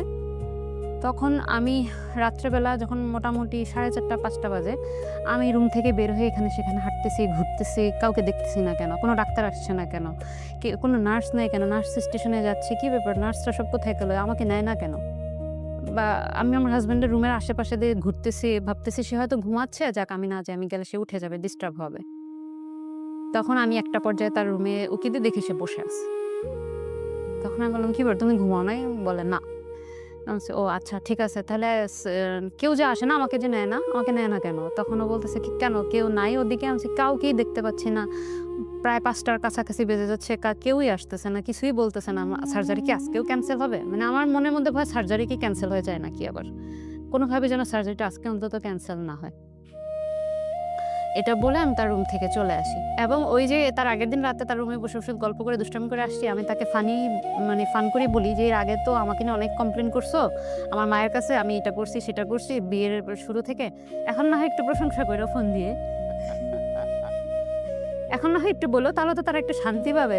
সারা জীবন তো আমার নামে কমপ্লেনই দিছো, এখন না হয় একটু বলো। তখন সে আমাকে বললো কি তোমার বলতে হবে, তোমার সামনে কি আর তোমার কথা বলি? আমি তোমার কথা অনেক আগেও বলছি, তোমার মাকে জিজ্ঞেস করে দেখো, আমার কোনো কমপ্লেন নেই তোমার বিরুদ্ধে। তখন আমি আসলে তার রুম থেকে চলে আসি।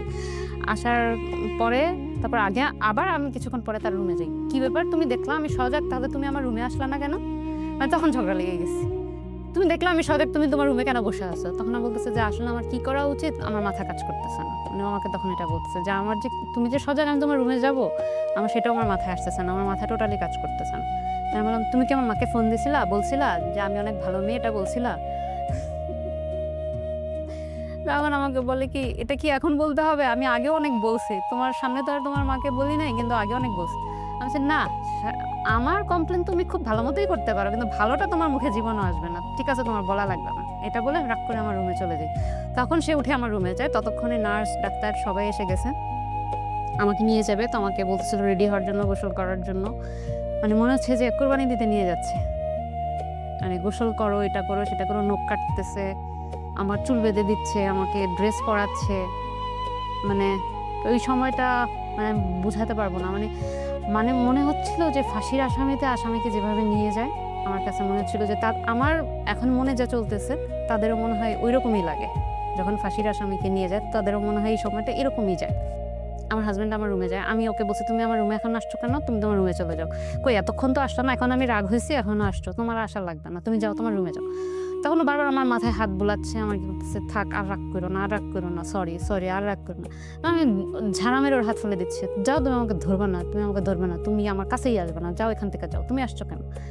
তখন আমাকে ততক্ষণে রেডি করে ইন দ্য মিন টাইম আমার হাতে এমন একটা ইনজেকশন দেওয়া হয় যেটা হচ্ছে যে আমার সার্জারিটা যেহেতু রোবোটিক হবে, রোবোটিক হওয়ার জন্য আমার বডি ফিট কিনা এবং এটাতে আমার কোনো প্রবলেম হবে কিনা ওইটা টেস্টের জন্য সামথিং একটা মেডিসিন দেয়, যেটা এত পরিমাণে বিষাক্ত ছিল মেডিসিনটা। মানে আমি এত জোরে চিৎকার করছি, মনে হচ্ছে আমার দুজন নার্স এবং ও আমাকে ধরে রাখছে। মানে আমি মনে হচ্ছে সব ভেঙে চুরে ফেলবো এটার বিষাক্তের যন্ত্রণা, ইনজেকশনটার যন্ত্রণা। সাথে সাথে এই হাত এতটুকু পরিমাণ কালো হয়ে গেছে, পুরোটা হাত একদম বিষাক্ত হয়ে গেল। তখন আমাকে বেডে উঠালো, উঠায় নিয়ে যাচ্ছে। ও তখন পর্যন্ত আমার পিছন পিছন আসতেছে, এই করতেছে, তুমি মানে আমাকে রাগ ভাঙানোর চেষ্টা করতেছে। আর আমার তো কষ্টে বুক ফেটে যাচ্ছে যে আমি এই মুহূর্তে তোমার সাথে রাগ করে যাচ্ছি, আবার মানে রাগটা পানিও করতে পারতেছি না যে কেন আমি তোমার সাথে রাগ পানি আর একটু পরে করবো না, এত যাদের রাগ কেন ভেঙে যাবে। তারপর সে আসলে আমার সাথে সাথে অনেক দূরে যেতে চাচ্ছিল, নার্স আটকাই দিছে যে আপনার এর বাইরে আপনি যেতে পারবেন না। তখন আমি কাঁদতে কাঁদতেই আমি চলে যাই। তখন যখন আমাকে ওটির তে নিয়ে যাওয়া হয়, একদম মেইন রুমের পাশে একটা মানে একটা ছোট রুম ছিল, ওখানে নিয়ে আমাকে কিছুক্ষণ রাখা হয়। ওখানে কিছু কি করতেছিল আমার এখন মনে নাই। তবে আমি শুধু কেঁদেই যাচ্ছি। আমাকে একজন নার্স এসে বললো যে হোয়াই ইউ আর ক্রাইং। মানে আমি কিছু বলতেছি না, শুধু কাঁদতেছি। তখন ওরা ভাবছে যে আমি সার্জারি ভয় পাচ্ছি কিনা বা কিছু একটা। তখন আবার ডাক্তার একজন আসলো যে ম্যাম আপনি কাঁদছেন কেন? তখন আমি বললাম যে আপনি কি আমার হাজব্যান্ডকে এখানে আসতে দিতে পারবেন, এখানে আসতে বলবেন? তখন আমাকে সে বলল আচ্ছা ঠিক আছে, দেখি কি করা যায়। সেটা বলে ভিতরের রুমে চলে গেল। তখন এসে আমাকে বলল যে your husband is your recipient right? আমি বললাম ইয়েস। বলে যে সরি ম্যাম, রিসিপিয়েন্ট তো এখানে সার্জারি রুমে এখন আসতে পারবে না। ওরা ভাবছে যে আমার হাজব্যান্ড হয়তো অন্য কেউ, আমার রিসিপিয়েন্ট হয়তো অন্য কেউ। তখন আমি তাও কান্না করতেছি, তো ওরা বুঝতেছে আসলে আমি পরে আমি বলছি যে আসলে তার সাথে আমার কিছু কথা আছে, মানে ওই যে আমি রাগ করে আসছি, এখন চাচ্ছি যে একটু ভালোভাবে কথা বলে সার্জারি রুমে যাই। তখন আমি তারে বললাম যে আমি একটু কথা বলতে চাই, একটুর জন্য 2 মিনিটের জন্য আসতে দেন প্লিজ। তখন সে তার ডাক্তার তার ফোন আমার হাতে দিয়ে বললো যে তুমি ফোনে কথা বলো। কিন্তু মানে আমি যে নাম্বার ডায়াল করব সেটাও আমার মাথায় নাই, কিছু নাই। আমি তার ইন্ডিয়ান নাম্বারটাও আমার মুখস্থ ছিল না, বা কি করবো আমার। আর তখন এখানে ঠিক আছে লাগবে না তাহলে। মানে তখন ওই কাঁদতে কাঁদতেই আমাকে ভিতরে রুমে নিয়ে গেল। তো ওরা বারবার সবাই আমাকে জিজ্ঞেস করতেছে কাঁদছো কেন, ভয় পেও না, এটা সেটা। তো তখন আমি কাঁদতেছি আর আমার বাচ্চা দুইটার মানে আমি চোখ বন্ধ, টোটালি আমার চোখ বন্ধ। বাচ্চা দুইটা মানে একদম কি বলে ছবির মতো করে আমার চোখে ভাসতেছে বাচ্চা দুইটার ফেস। আমি অনেক দোয়া কালাম পড়ার চেষ্টা করছি, কিন্তু ওই অর্থে আমি যেগুলো চিন্তা করে রাখছি যে আমি হয়তো এই দোয়াগুলো পড়বো, কিন্তু ওই রকম ভাবে আমি পড়তে পারি না। শুধু লা ইলাহা ইল্লাল্লাহ মুহাম্মাদুর রাসূলুল্লাহ এতটুকুই বলে যাচ্ছিলাম। আমি জীবনের শত শত হাজার হাজার মানুষের গল্প ক্যামেরায় ধারণ করেছি, রেডিওতে ধারণ করেছি, টেলিভিশনে করেছি, বাট রাইট নাও আমি যে ফিলটা পাচ্ছি এটা আমি কোনোদিন কোনো গল্পে পাইনি। আমার কাছে মনে হচ্ছে কি আমার 4টা পাশ ঘোলা হয়ে গেছে, ফাঁকা হয়ে গেছে। এই গল্পটা আজকে যারা শুনেছে, এখন পর্যন্ত যারা আছে, আমি জানি না তাদের এই অনুভূতিটা হচ্ছে কিনা। আমি আপনার অপারেশন থিয়েটার দেখতে পাচ্ছি এবং আপনি যে অপারেশন থিয়েটারে যাচ্ছেন সেটাও আমি দেখতে পাচ্ছি। এটা কোনো সিনেমাতে পোট্রে করা, মানে নাটকে পোট্রে করা, গল্পে পোট্রে করা সম্ভব না। Your husband is so lucky, মাশাআল্লাহ, সো লাকি। বলেন কি হয়েছে? শুধু আমার হাজব্যান্ড লাকি না, আসলে তো আমি আমার গল্পটাই বলছি। আমি অনেক বেশি লাকি। সে এত একজন ওয়ান্ডারফুল মানুষ। আমার লাইফে মানে আমার এই 13 বছর সংসার লাইফে আমি কখনো দেখি নাই যে তাকে অপছন্দ করে এরকম একটা মানুষ, যে এই মানুষটা তাকে অপছন্দ করে।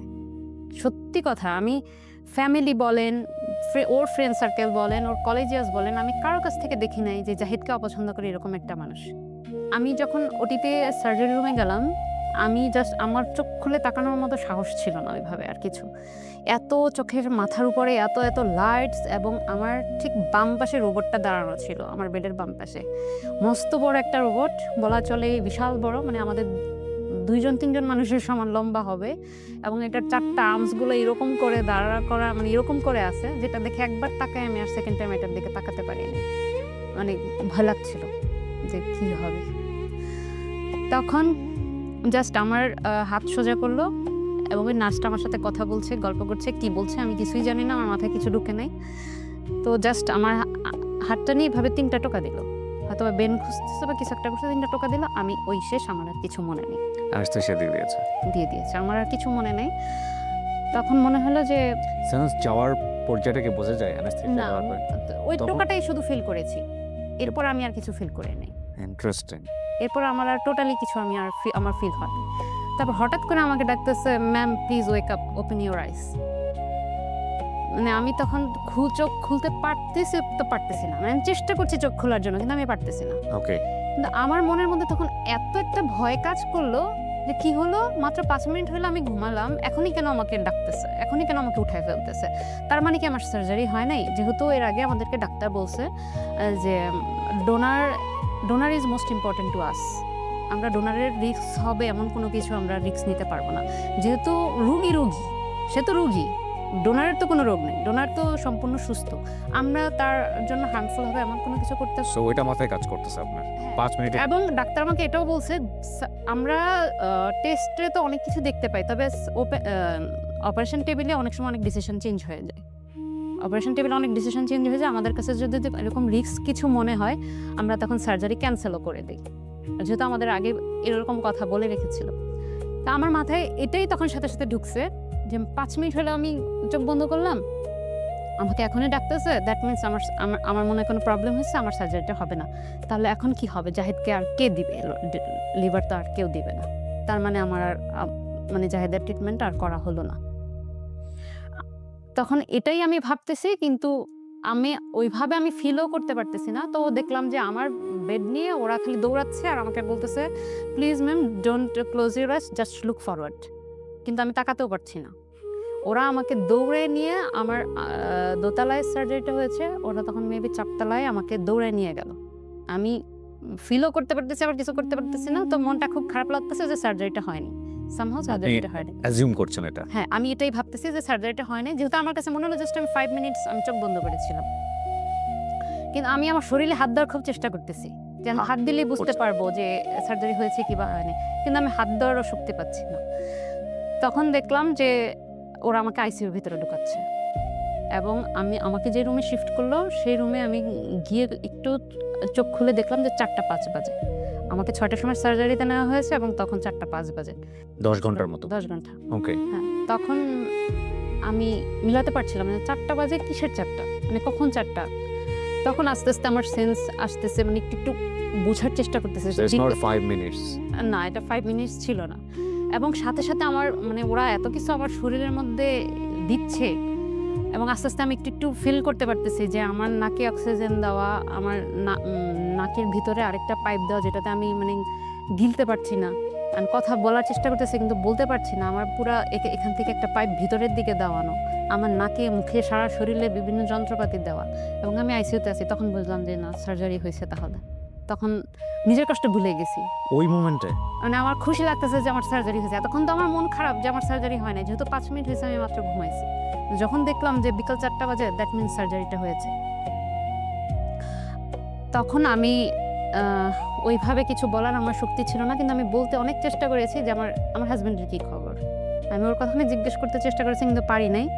তার মেবি কয়েক ঘন্টা পরে আমি নার্সকে জিজ্ঞেস করেছিলাম যে আমার হাজব্যান্ডের কী খবর। মানে ওরা তো আর হাজব্যান্ড চিনে না, ওরা বুঝে যে রিসিপিয়েন্ট, আমি ডোনার, আমার রিসিপিয়েন্ট। তখন বলছে যে হ্যাঁ, তার সার্জারি এখনো চলছে। তখন মেবি 6টা বাজে। তখন আমি তাকে জিজ্ঞেস করেছিলাম, বলছে যে তার সার্জারি এখনো চলছে, সে এখনো ওটিতেই আছে। তারপরে যখন ওর সার্জারি শেষ হয় 7:30টার সময়, সন্ধ্যা 7:30টায় ওকে আইসিইউতে শিফট করে। তখন নার্স আমাকে এসে বলে গেছে যে আপনার হাজব্যান্ডের সার্জারি শেষ হয়েছে, সার্জারি সাকসেসফুল হয়েছে, ওনাকে আইসিইউতে দিয়ে গেছে। তখন আমি বললাম যে কোনো ক্রিটিক্যাল কিছু, মানে ওইভাবে তো বলতে পারিনি। আমি বলছি ইজ হি ওকে? বলছে হ্যাঁ, সে ভালো আছে, তার সব কিছু ঠিক আছে। কথা ওইভাবে বলতে পারিনি, আমার এত পরিমাণ শরীরের ভিতরে জিনিসপত্র দেওয়া, আমি কথা বলারও শক্তি পাইনি। 1টা বা 1:30টার সময় আমি মানে পুরোপুরি সজাগ, তখন অনেক কিছুই বুঝতে পারতেছি। মানে প্রায় 2-3 ঘন্টা ধরে আমি একদম তাকানো, কিন্তু কিছু বলতে পারছি না, কিন্তু আবার শুয়েও থাকতে পারছি না। খুব ফিল করা যায় বুকের ভিতরে? হ্যাঁ, তখন আমি সার্জারির পর যখন আমি আস্তে আস্তে ফিল করতেছি, তখন আমার মনে হচ্ছিল যে আমার শরীরের যত কিছু আছে সব বের করে ফেলছে। মানে শুধু আমার লিভার না, মানে আমার লিভার, কিডনি, লাং যা আছে মনে হয় সব কিছু বের করে ফেলছে। আমার ভিতরটা পুরো ফাঁকা লাগতেছে, এবং আমার এত বেশি বমিটিং ফিল হচ্ছিল, আমি বারবার বলতেছি যে আমি বমি করব, বমি করব, বমি করব, কিন্তু আমার বমি হচ্ছে না।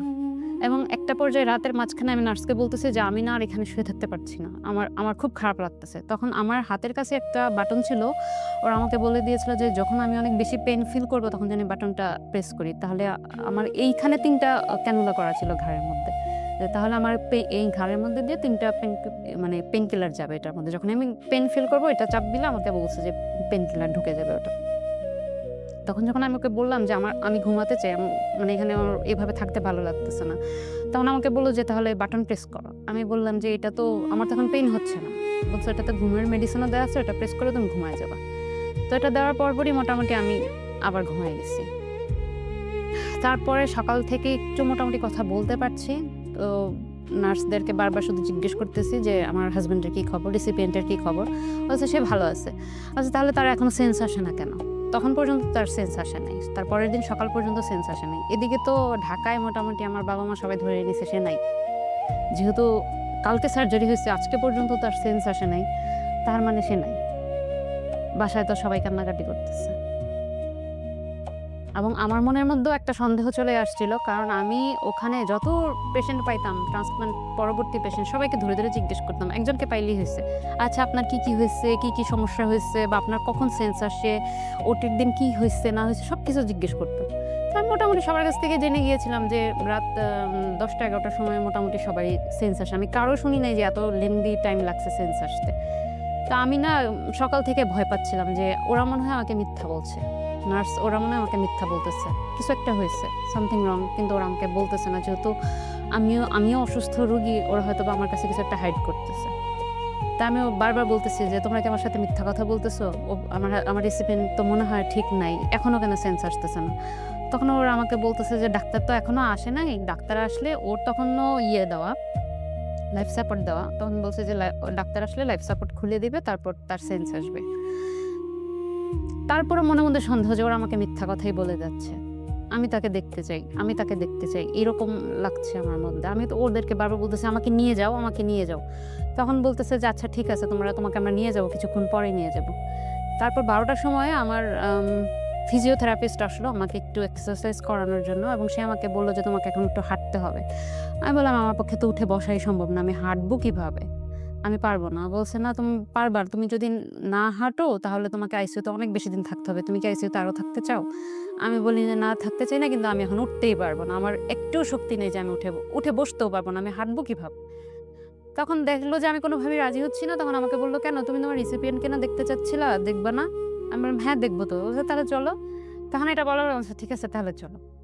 তখন আমার আসলে আমি যে পা ফেলবো আমার সেই শক্তি নেই, আমাকে 2-3 জন মিলে উঠায়া ধরে অনেক কষ্ট করে আমাকে ওরা নিয়ে হাঁটাচ্ছিল। হাঁটতে হাঁটতে আমি 1টা-2টা রুম পরেই আমার হাজব্যান্ডের রুম, ওখানে গিয়ে দেখি ওর রুমের ডোরটা পুরাটাই ওপেন, এবং ওর মুখে যে ইয়েটা দেওয়া, লাইফ সাপোর্টটা দেওয়া, ওটা দেখে আমার অনেক বেশি খারাপ লাগতেছিল যে ও লাইফ সাপোর্টে আছে।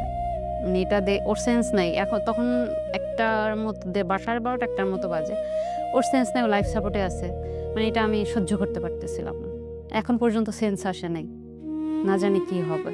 আর আমার এদিকে তো বাসায় সবাই ধরে নিয়েছে নাই, সে হয়তো বা নাই। তখন আমি বারবার আমাকে তারপর একটু রেখে আবার আমি তো দাঁড়াতেও পারছি না ঠিকমতো, একটু হাঁটায় আবার আমাকে রুমে দিয়ে গেল। তখন আমি বারবার জিজ্ঞেস করতেছি ডাক্তার কেন আসে না, ডাক্তার কেন আসে না, কখন খুলে দেবে, লাইফ সাপোর্ট কখন খুলে দেবে? তখন বলে যে আজকে একটু ডাক্তার আসতে লেট হচ্ছে, ডাক্তার আসলে দেখবে খুলে দিবে, সমস্যা নেই। আমি বলছি তার কি সব কিছু ঠিক আছে? মানে হ্যাঁ সব কিছুই ঠিক আছে, তুমি টেনশন করো না। তখন আমাকে 3টার সময় ইনফর্ম করে যে তোমার রেসিপিয়েন্টের সেন্স আসছে। ও মানে তার আগের দিন ওকে ওটিতে নিয়েছিল সকাল 8টা, আমাকে 6টায়, ওকে নিয়েছিল 8টায়। ওর 8টা থেকে ওটি শুরু হয়, তার পরের দিন বিকাল 3টার সময় ওর সেন্স আসে। তখন আমাকে বলতেছিল, তখন আমি বলতেছিলাম তাহলে আমাকে আবার নিয়ে যাও। মানে আমাকে একবার উঠে হাঁটাইতে পারছে না, আমি উঠতেই চাচ্ছি না, তখন আবার আমি সেকেন্ড টাইম উঠতে চাচ্ছি।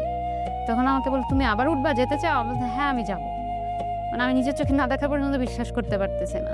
তখন সে আমাকে নার্স বললো আচ্ছা ঠিক আছে, আমি তাহলে ফিজিওথেরাপিস্ট খবর দিচ্ছি, সে এসে তোমাকে নিয়ে যাবে। তারপর ফিজিও ডাক্তার যেতে 1 ঘন্টা সময় লাগে। আমি 4টা-4:30টার সময় আমাকে ধরে আবার নিয়ে যায় তার রুমে। আমার শরীরেও নানান যন্ত্রপাতি, এগুলো দুজন পিছনে ধরে রাখছে, 2 জন আমাকে ধরে রাখছে। একটু টিপটু করে হেঁটে হেঁটে তার রুমে গেলাম, গিয়ে দেখি যে তার রুমে অনেক ডাক্তার নার্স অনেক কিছু। তো সে আমাকে দেখে কোনো কথা বলতে পারছে না, শুধু তাকাই আছে। আমারও কথা বলার শক্তি নেই, তবুও আমি তার বেডের পাশে গিয়ে একটু তাকে দাঁড়ায় তার হাতটা ধরছি। তখন আসলে সার্জারির পর তো লিকুইড মানে পানি-টানি অনেক রেস্ট্রিকশন থাকে, খেতে পারছে না। তখন সে আমাকে প্রথম কথা বলছে যে, "আমাকে একটু পানি দিতে বলো।" সে কথাও বলতে পারছে না। তখন আমি নার্সদেরকে বলছি, "এখন উনার পানি খাওয়ার টাইম হয় নাই, আরো পরে দিব।" আমি বলছি, "একটু দেন।" মানে ও তো মানে একদম গলা-টলা শুকিয়ে আছে, কথা বলতে পারছে না, "একটু দেন।" তখন ওকে সামান্য একটু পানি দিল, ও খেলো। জাস্ট এতটুকুই। আমার আর তখন ওইখানে দাঁড়ায় থাকার মতো, আমি নিজেই পড়ে যাবো এরকম অবস্থা। মানে আমি পড়ে যাচ্ছি, কখন যেন মাথা ঘুরে পড়ে যাবো। আমি তাকাতে পারি না। তখন আমি বললাম যে, "আমাকে নিয়ে চলো, আমি আর দাঁড়ায় থাকতে পারছি না।" তো ওই অবস্থায় আমি আবার আমার কেবিনে শিফট করি। তখন কিছুদিন আমার এমন মনে হয়েছে যে আমি মনে হয় মানে কিছুক্ষণ পরে আমি মারা যাব। প্রতিটা সেকেন্ড, প্রতিটা মুহূর্ত এত কষ্ট, এত যন্ত্রণা লেগেছে। মনে হয়েছে আমি মারা যাব। তারপর আস্তে, আস্তে আমরা রিকভারি করছি। কতদিন লাগে রিকভারি করতে? আমার খুব একটা বেশি সময় লাগে নাই, যেহেতু আমার ফুল বডি ওপেন হয় নাই। আমি অনেকটাই খুব আর্লি রিকভারি আমি করতে পেরেছি। মানে আমি মনে হয় ৫-৬ দিনের মধ্যে আমি অনেকটাই ঠিক হয়ে গেছি। লিভার ফিল হতে কতদিন, মানে পুরা লিভার ফিল হতে 6 মান্থের মতো লাগে। অপারেশনটা শেষ হয়েছে ২ বছর আগে? Yes. না, গত বছর। গত বছর আপনার লিভার ফিল আপ হয়ে গেছে? হ্যাঁ, আমার fill up হয়ে আপনি গিয়ে চেক আপ করে এসেছেন আবার? জি। আলহামদুলিল্লাহ। আর আপনার হাজবেন্ডের কি অবস্থা? ও ওই যে লাস্ট মান্থে গিয়েছিল, ওটাও ফিল আপ হয়ে গেছে বলে। It's like a new liver. Yes. এখন উনি আবার হেপাটাইটিস বি তে নাই ওনার। ভাইরাস তো কখনোই যায় না। ভাইরাস তো আপনার ব্লাডে এটা সারা জীবন থাকবে। ওকে, কিন্তু ওনার কলিজা নষ্ট করে ফেলে নাই? না, কলিজা এটা নষ্ট করবে না, এবং সেজন্য ওকে আজীবন মেডিসিন খেয়ে যেতে হবে, যাতে ওই ভাইরাসটা আর কোনোভাবে ওর কোনো অর্গান যাতে আর নষ্ট করতে না পারে। হি ইজ কমপ্লিটলি ওকে নাও। না, ওকে। আপনাদের এই মানুষটাকে দেখতে ইচ্ছে করছে না? আমি আনছি তাকে। আমার হাজবেন্ডকে নিয়ে উপর আসুন। So you are the luckiest man in the world. মানে আমার চোখে দেখা আর কি, আমি তো এভাবে চিন্তা করি না। মানে আমার রাইট নাও এই ফিলিংসটা হচ্ছে যে সুখী বা সৌভাগ্যবান মানুষদের যদি সামনাসামনি দেখার সুযোগ হয়, তাহলে যে ক্যাটাগরিতে মানে আপনার নাম আসা উচিত, সেই রকম একজন মানুষকে আমি দেখছি আর কি। আপনার এটা ফিল হয় না? অবশ্যই, অবশ্যই ফিল হয়। আপনি সুস্থ আছেন সবকিছু মিলে? মানে কি জার্নি পার করে আসছেন, এটা মনে হয় মাঝে মাঝে? তা তো অবশ্যই মনে হয়, প্রতিনিয়তই মনে হয়, এবং এটা মনে হলে নিজেকে আর কখনো নিজের থাকে না, কারণ আজকে এই অবস্থানে আছি। বাট বাস্তবতা তো হলো যে এরকম নাও হতে পারত। না হতে পারত। বাট আপনার ওয়াইফের গল্পটা আমি তো আসলে ১.৫-২ ঘন্টা এখানে বসে থেকে শুনেছি। সো আমার যা ফিলিংস, সেটা আসলে সেই জায়গাটাকে আমি বারবারই বলবো যে আপনি অনেক সৌভাগ্যবান একজন মানুষ। পৃথিবীতে ভালোবাসা দেখানোর জন্যে খুব একটা সুযোগ পাওয়া যায় না। ধরেন দুজন মানুষ বছরের পর বছর একসঙ্গে থাকে, কিন্তু ভালোবাসা দেখানোর জন্যে, ভালোবাসা প্রমাণ করার জন্য কিছু কিছু উপলক্ষ চলে আসে জীবনে, কাঙ্ক্ষিতভাবে হোক অনাকাঙ্ক্ষিতভাবে হোক। এবং সেই রকম একটা জায়গায় উনি প্রুফ করেছেন নিজেকে যে আপনি সে যে কত আমাকে এতদিন টলারেট করেছে, এটাও অনেক বেশি, অন্য কেউ হলে সেটা করতো না। আপনি কত না রে, আসলে ঠিক ওরকম কিছু না যে টলারেটের কিছু না, কারণ আমাদের বিয়ে যতদিন থেকে আমি শুরু থেকেই তো তাকে দেখতেছি। আসলে তার মেন্টালিটি শুরু থেকে আমি দেখছি পজিটিভ, পজিটিভ প্লাস এভরিথিং। আসলে ওরকম নেগেটিভ কিছু না। একটা মানুষের অনেক কিছুই থাকতে পারে, দোষ টোষ, বাট ও পজিটিভ। সে শুরু থেকেই আমি দেখছি, ফ্রম দ্য বিগিনিং ও এরকমই। তো আজকে এই ঘটনা ছাড়াও যদি আমার কাছেও কিন্তু অলওয়েজ এরকমই ছিল যে আজকে এটার পরে হয়তো বা আপনি একটা মন্তব্য করলেন, একটা করলেন, বাট এছাড়াও আমার কাছে তাকে এরকমই। আমি ১ বছর আগেও আমার কাছে যেরকম ছিল, আজকে ১ বছর পরে আমার সার্জারিটা তো ১ বছর হলো। তা ১ বছর পরেও আমার কাছেও কিন্তু এতটুকু কমতি নাই, বরং ১ বছর পরেও যে আমার কাছে আরেকটু বাড়ছে, বিষয়টা ওরকমও না। কারণ আমি ওকে ডে 1 থেকে তো দেখতেছি। আসলে ও একটু সেপারেট আমার মনে হয়, সবার থেকে আলাদা। একটু সেপারেট। আপনি আপনার শাশুড়িকে নাকি অপারেশনের আগে ফোন টোন দিয়ে বলেন নাই যে ও ভালো মানুষ? আজকে চাইলে ভিডিওতে বলে দিতে পারে। ডেফিনেটলি না, ওইভাবে কথা প্রসঙ্গ হয়েছে। আমি অলরেডি ওকে এটা বলছি যে আসলে মুখ দিয়ে বলা যে আসলেই বলা, অন্তর দিয়ে বলাটাই সবচেয়ে ইম্পর্টেন্ট। আসলে ওটা মিন করার কিছু না। আমি আসলে দেখানোতে বিশ্বাসী না। কখনোই না যে দেখানোতে বিশ্বাসী না। কারণ আর আমি বলে দিই, মানে আপনার যদি লাগতো, আমার ধারণা উনিও দিত। ডেফিনিটলি সেটা আমার জন্য সেটা করবে, সেই ভরসা আমার আছে। কারণ সে আমাকে যে এত পরিমাণে সাপোর্ট দিয়েছে আর এবং আমাকে যে সহ্য করেছে এতটা দিন, আমি যে যন্ত্রণা তাকে দিয়েছি সেটা অন্য কেউ হলে সেই ডে 1 থেকেই আমাকে ছেড়ে চলে যায়। কেন আমি তোমাকে সহ্য করব? সে কেন আমাকে সহ্য করবে? বিউটিফুল। আপনাদের 2টা ছেলে নাকি 1 ছেলে 1 মেয়ে? 2 ছেলে। 2 ছেলে, মাশাআল্লাহ। ওরা জানে এই গল্পগুলো?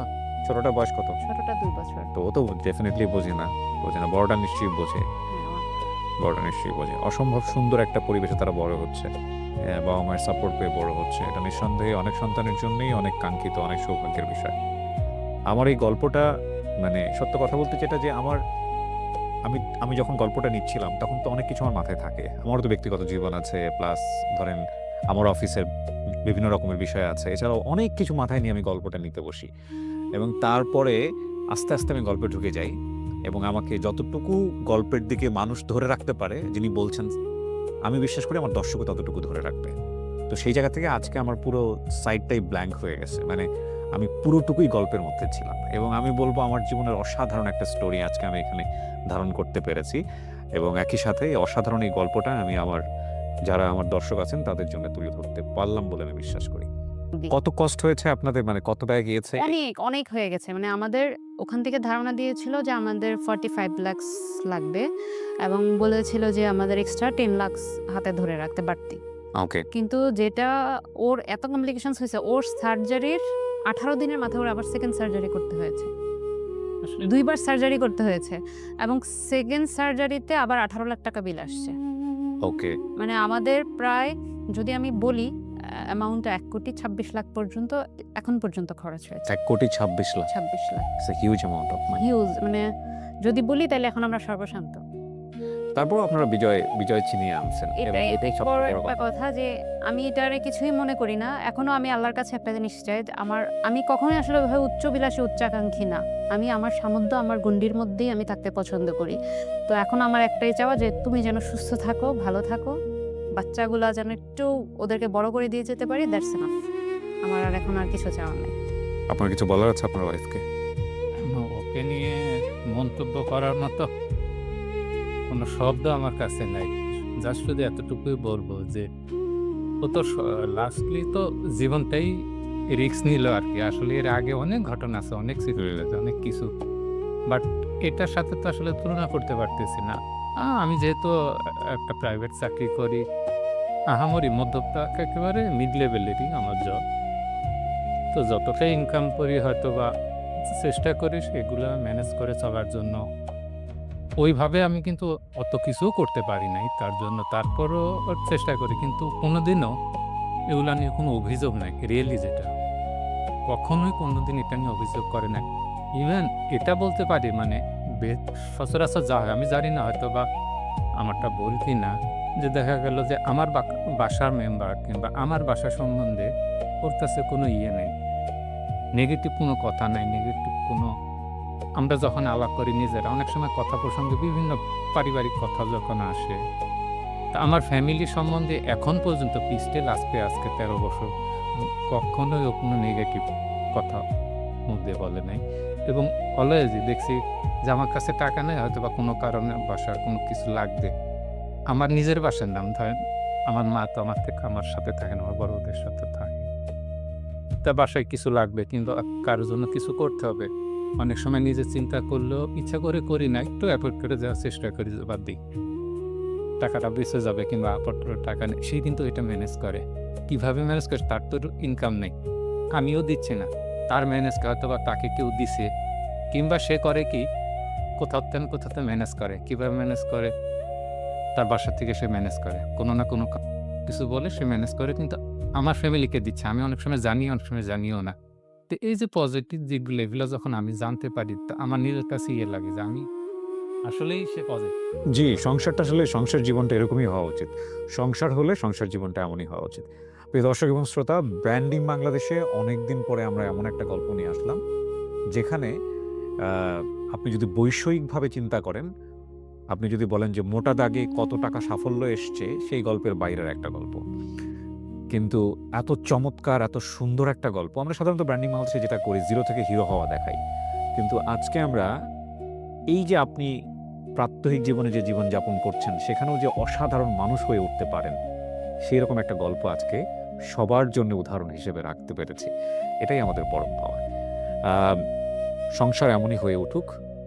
প্রতিটি সংসারই হোক শ্রদ্ধাপূর্ণ, প্রতিটি সংসারই হোক ভালোবাসায় একেবারে পরিপূর্ণ, সেই প্রত্যাশা করে আমরা আজকের মতো এখানে